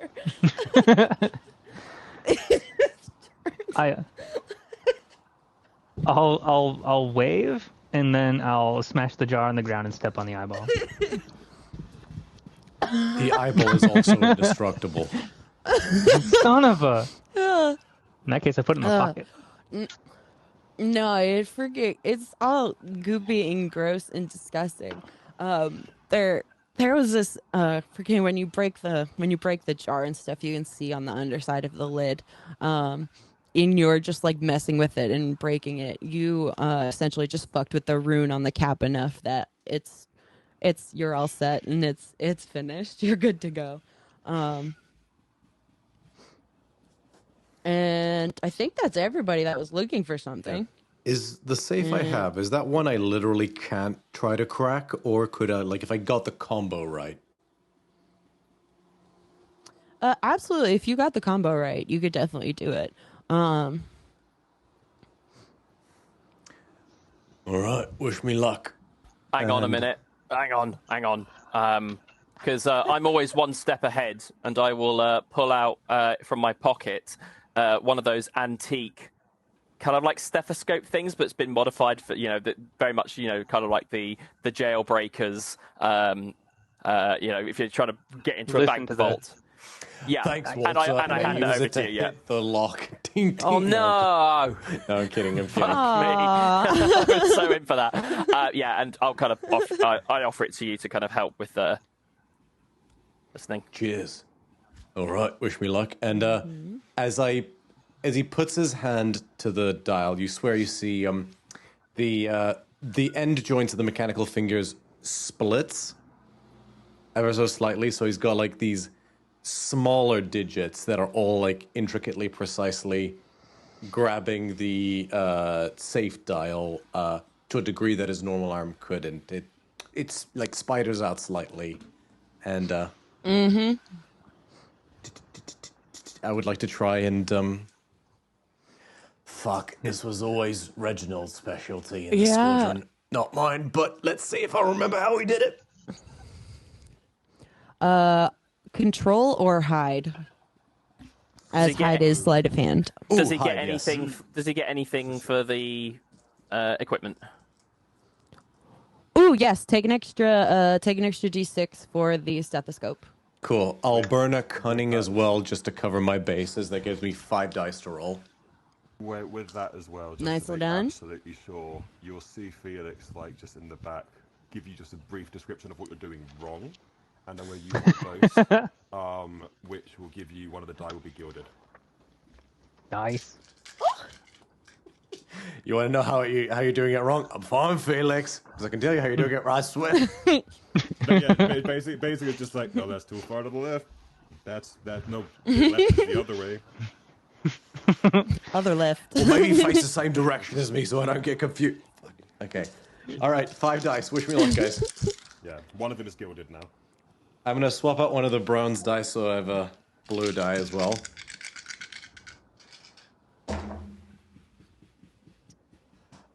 So that was a 2, a 5, and 3 6s.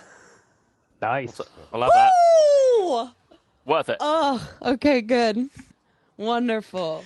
Okay, so you absolutely, after the assist and the pair of Walter and Felix sort of like leaning down and like honing in at the same second is backseat cracking.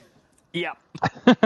well, it's very much like two sides of the same coin of like crazy intensity. Like, because it's like Walter has this level of like just honing into stuff, but also Felix is like I don't just very funny and like just looming over Brenton. And Brenton, you're a military man, you've done a ton of shit, but the sense of relief you feel when you hear the pop of the safe is immense. I'm not gonna lie to you. Yeah. And in the safe, when it finally pops open, you see,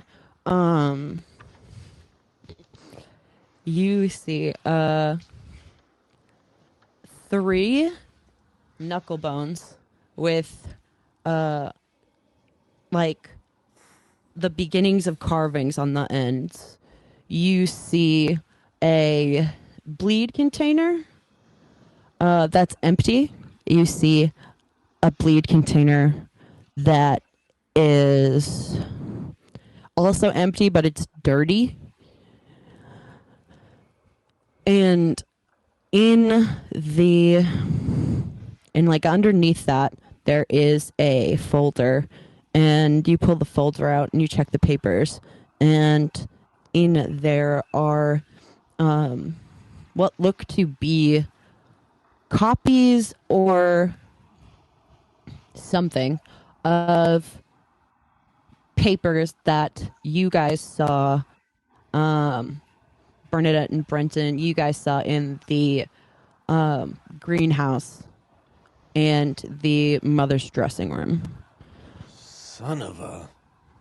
And you can very easily clock that the drawings are of the flowers that the mother has. They're of her asphodel flowers, and it's exactly what you thought. I hand the I hand the papers to Walter. I hand the knuckle bones to, I guess he would do it to Felix. I hand the dirty bleed container to the doctor. And there's just a clean one left, right? Correct. There you go, Bernie. Merry Christmas. Merry Crisis. Hey. Is the safe still usable? Yeah, Yoink. absolutely it is. Tears the safe out of the wall. Jesus. Wait, Send is you it, another- it's Not in the what I was wall? expecting. I don't know why. Yes. But I mean, it's just in the wood. Like, it's not like a cement wall. Like, it's like, you Is can't it just take is it if you reasonable want. to say that as part of like this safe cracking equipment, there's also the the tools to extricate a bolted appliance, so to speak. Is from it its bolted or is it moorings? just resting in the wall? However it's been. For a medical person's hidden safe, absolutely, it's bolted into the wall, babe. Okay. But you did just turn your fingers into lockpicks, so I will let you turn your hand into like a wrench if you want. I mean, if this Pliers thing will also be viable. If this safe is durable, is like more durable than the wood, I'll just grab the door and just tear it out of the. I pull out a notebook Okay. and I add to his bill. Destruction of property, one safe, and Oh no! repair. Wait, actually, I keep forgetting that this is technically like the doc. No, fine, he'll leave it in the wall. God damn it. I mean, it might be useful. I could You see that being useful. fully to rip it out of the wall. Yeah.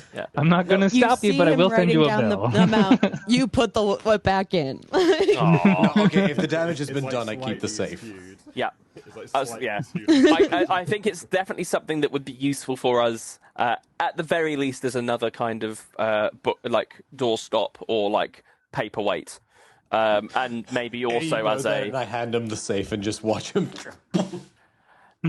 I don't know if I'd have the strength to carry the damn thing, to be honest, because they're Exactly, designed. that's the joke. Yeah. Sir. You kill Walter. Oh no. Well, hang on, what?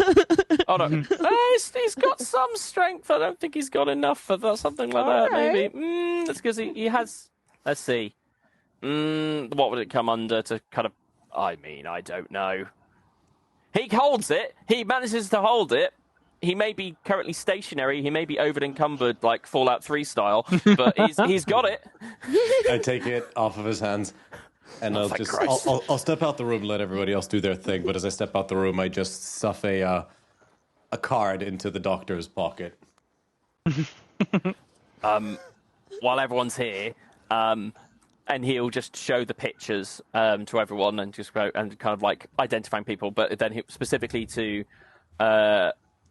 I think specifically to Bernadette, he'll say, any of these faces, like pointing at the girls, I think specifically any of these faces seem familiar. Miss GM, do any of the faces seem familiar? Tiffany. Actually, yeah. Yes, you would have seen. You would have seen the younger two. So you would have seen the, and they would have been at the party because you saw that when Eliza went. So yeah, they would have been visible at the party. You don't remember if you saw Philippa. You don't remember. But you do know that the seer at the end of the table, like the person that they brought to do the whole thing, thinking back on her, it did not look like Philippa. It looked like a different woman. So Okay. Philippa is not dead off the bat. Mm-hmm. Okay. Bernie will take the picture and just like study it for a moment. And then she points to the two younger women. Feeling like they were at the party.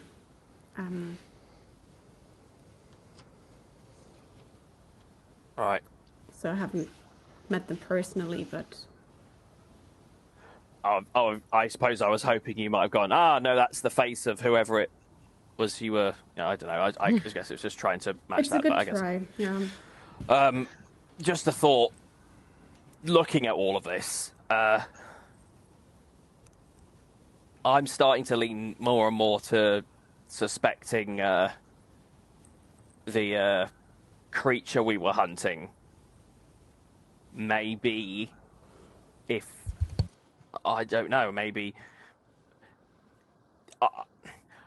there's a sort of like frantic primal element to how this place is, or how this place has been ransacked. Either someone else has been through here, or I'm wondering if this was done by Philippa, just how it's just all been kind of like scattershot, kind of hiding things in a drawer to hide suspicion.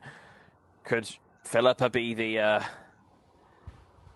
one we were chasing down in the first place? Could she have lost herself to the bleed and turned into a This monster? is my thought. There's just something.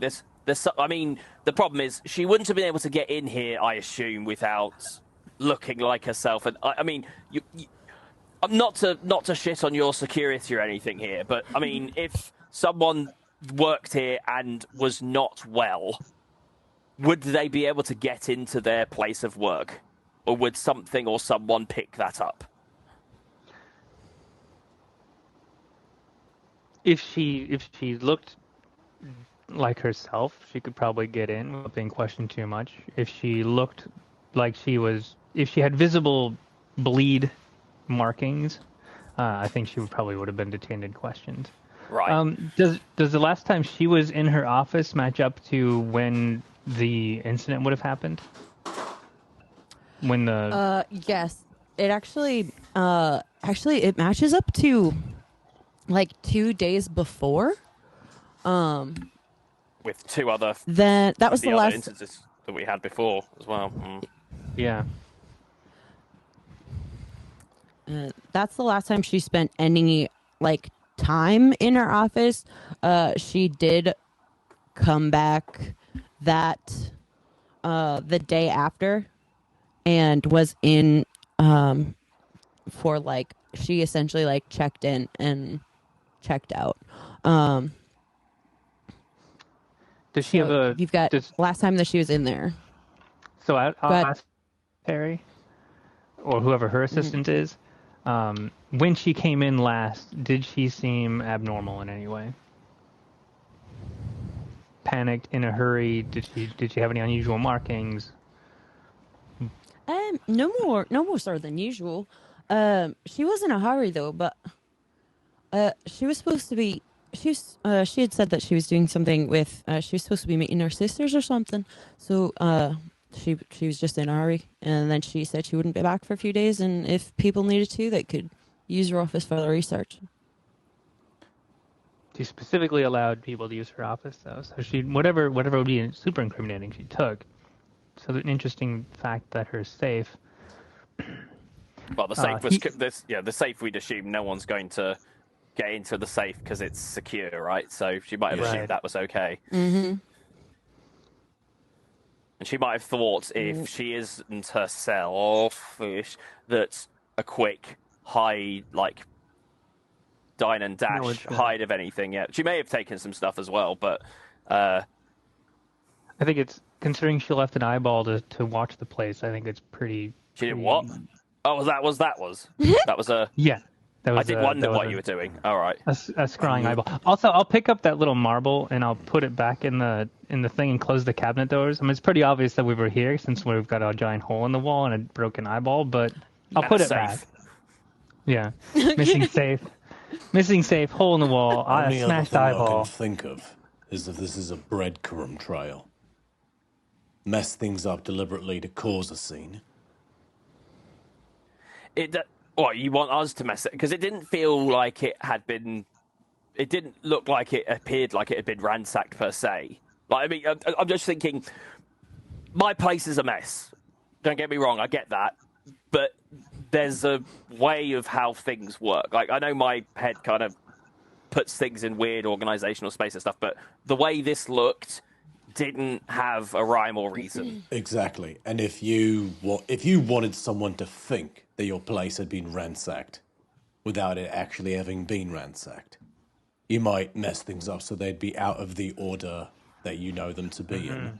So someone who came looking would think that something's up and then go looking for you or go looking somewhere where you would want them to end up so you can do something to them or spring a trap. Well, that's my only thought. The only thing I think of that is, would you personally know the difference between the way that I've organised the library and the place being looked to look like it's been a bit messier and a bit more ransacked? The line's quite fine there. Me? So it needs no. Someone like you? Yeah. So you think it's one for some? Well, maybe, but I'm not saying definitely. It's just another theory. I thought. Can I ascertain whether this ransack looks like trying too hard or like looks like it was forced? Like it looks like someone deliberately messed up the room versus someone actually ransacked it. Am I able to, by some miracle, determine that? Give me 1 second. Be a focus roll, probably. Yeah, that's what I'm thinking. I'll definitely take a focus. All right. Wish me luck. 1 was a 6, so success. Hey, okay. Alrighty, so you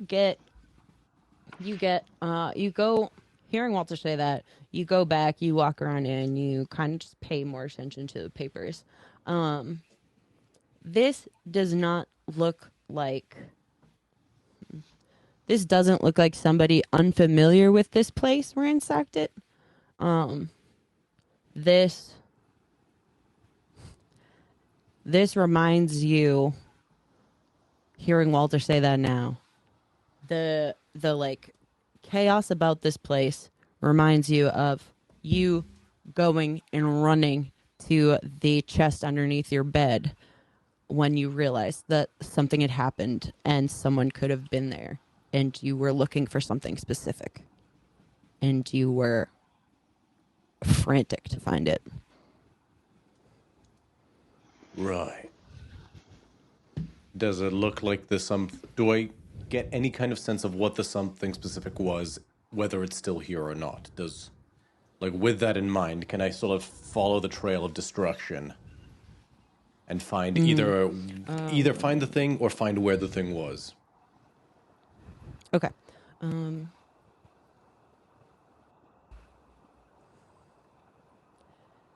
You end up following like just these trails of papers and pulled out like books, and you realize that she has pulled every instance and every reference to the Empress and her garden, and she also, when you go and look, you see that she has access to some Candela Obscura reports, and you looking at those, you can see that this collection that she has in her office is focused on the expeditions that sent agents underneath South Soffit, underneath Old Fair, and into the depths of the earth to go and find the ancient civilization of New Fair that is underneath where you guys live. So there are ruins and things and creatures that live underneath the earth, underneath you guys. And you can see that she has pulled all of that.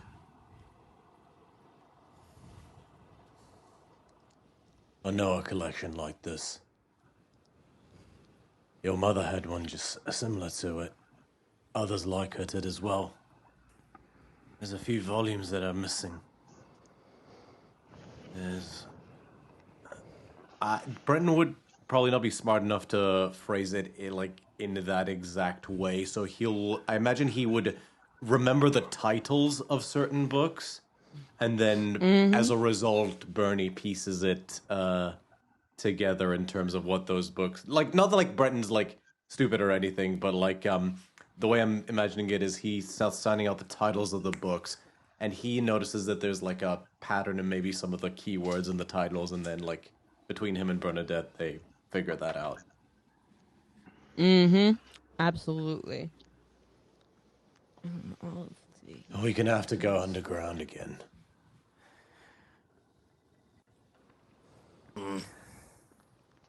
So Philippa works for Candela Obscura. She was at a seance with your... stalking them.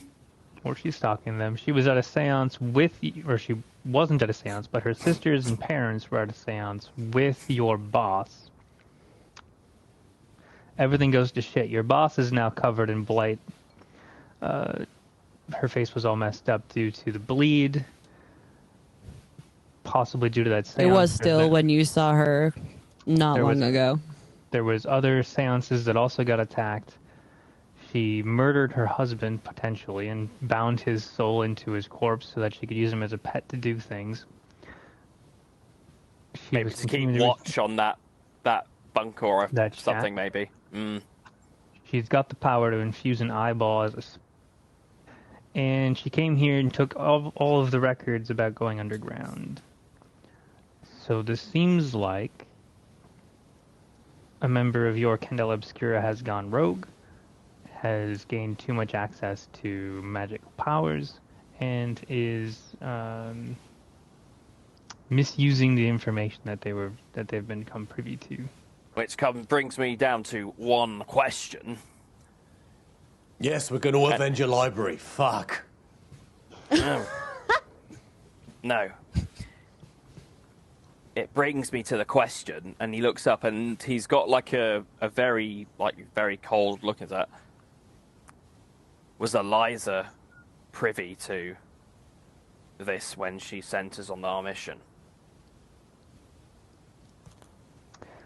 Because she intentionally didn't give us a great deal of information at all when we went out. A lot of this, all of this, that supposedly she'd be aware of. And that's where we're going to stop for today. Oh. Oh, boy. Oh, boy. It's okay, guys. We'll be fine.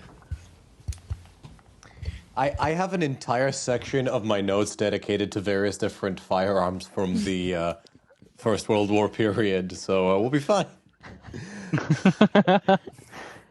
Whatever problems can come, we will shoot them. Hey, I'm up one safe, one humorous, and a stack ton of new notes for the library, so I'm coming out on top, man. I'm good. Brenton is the epitome of when all you have is a hammer, everything starts to look like a nail, except, like, you know, it served him well enough so far. Amen. Thank you so much to everybody who tuned in for the evening. We really appreciate it. Thank you so much to Hannah for running the game. Would you like to kick us off and tell us in the audience about yourself? Yes, alrighty, guys. Thank you so much. I had to take down the final little questions before we wrapped up. But thank you guys for hanging out with us with Candela Obscura. We will be back potentially next month. We will let you guys know sooner when that gets to the date. Other than that, you can find me at Rage and Babe Writing on pretty much any social media. And if you are looking for my writing account, you can find me at Tardy Writer. Jordan, would you like to continue? I've got nothing happening, so I don't need to talk, but I approve whatever message. Brilliant. Well, you might have something happening soon. We can talk about that further potentially. But yeah, stay tuned in that space. Alex, Exciting. take it away. You can find me on the Clock app at Xanderly VA, where I do voiceover stuff. Other than that, you will find me here during Theros campaign, and that's me. Morse, the floor is yours to speak of whatever you wish. Hello. I don't understand these clock things, you know, they're for telling the timer, so I don't know any about that. But the best way to keep games awesome, which hopefully includes us, is by showing your support for those that do help create content in any fashion there as well.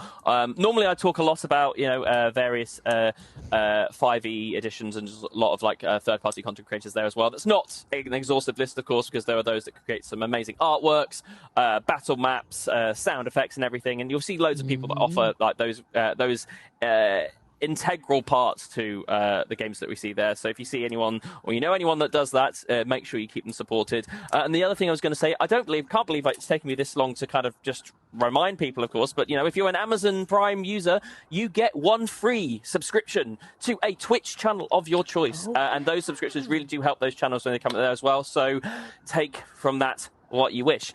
And that it is from me. Thank you kindly. Tamara, take it away. Hello! You can find me most places on the internet at mar_inated, except for the whole Instagram thread shebang, where you can find me at itsmar_inated, because the other username was already taken. So rude.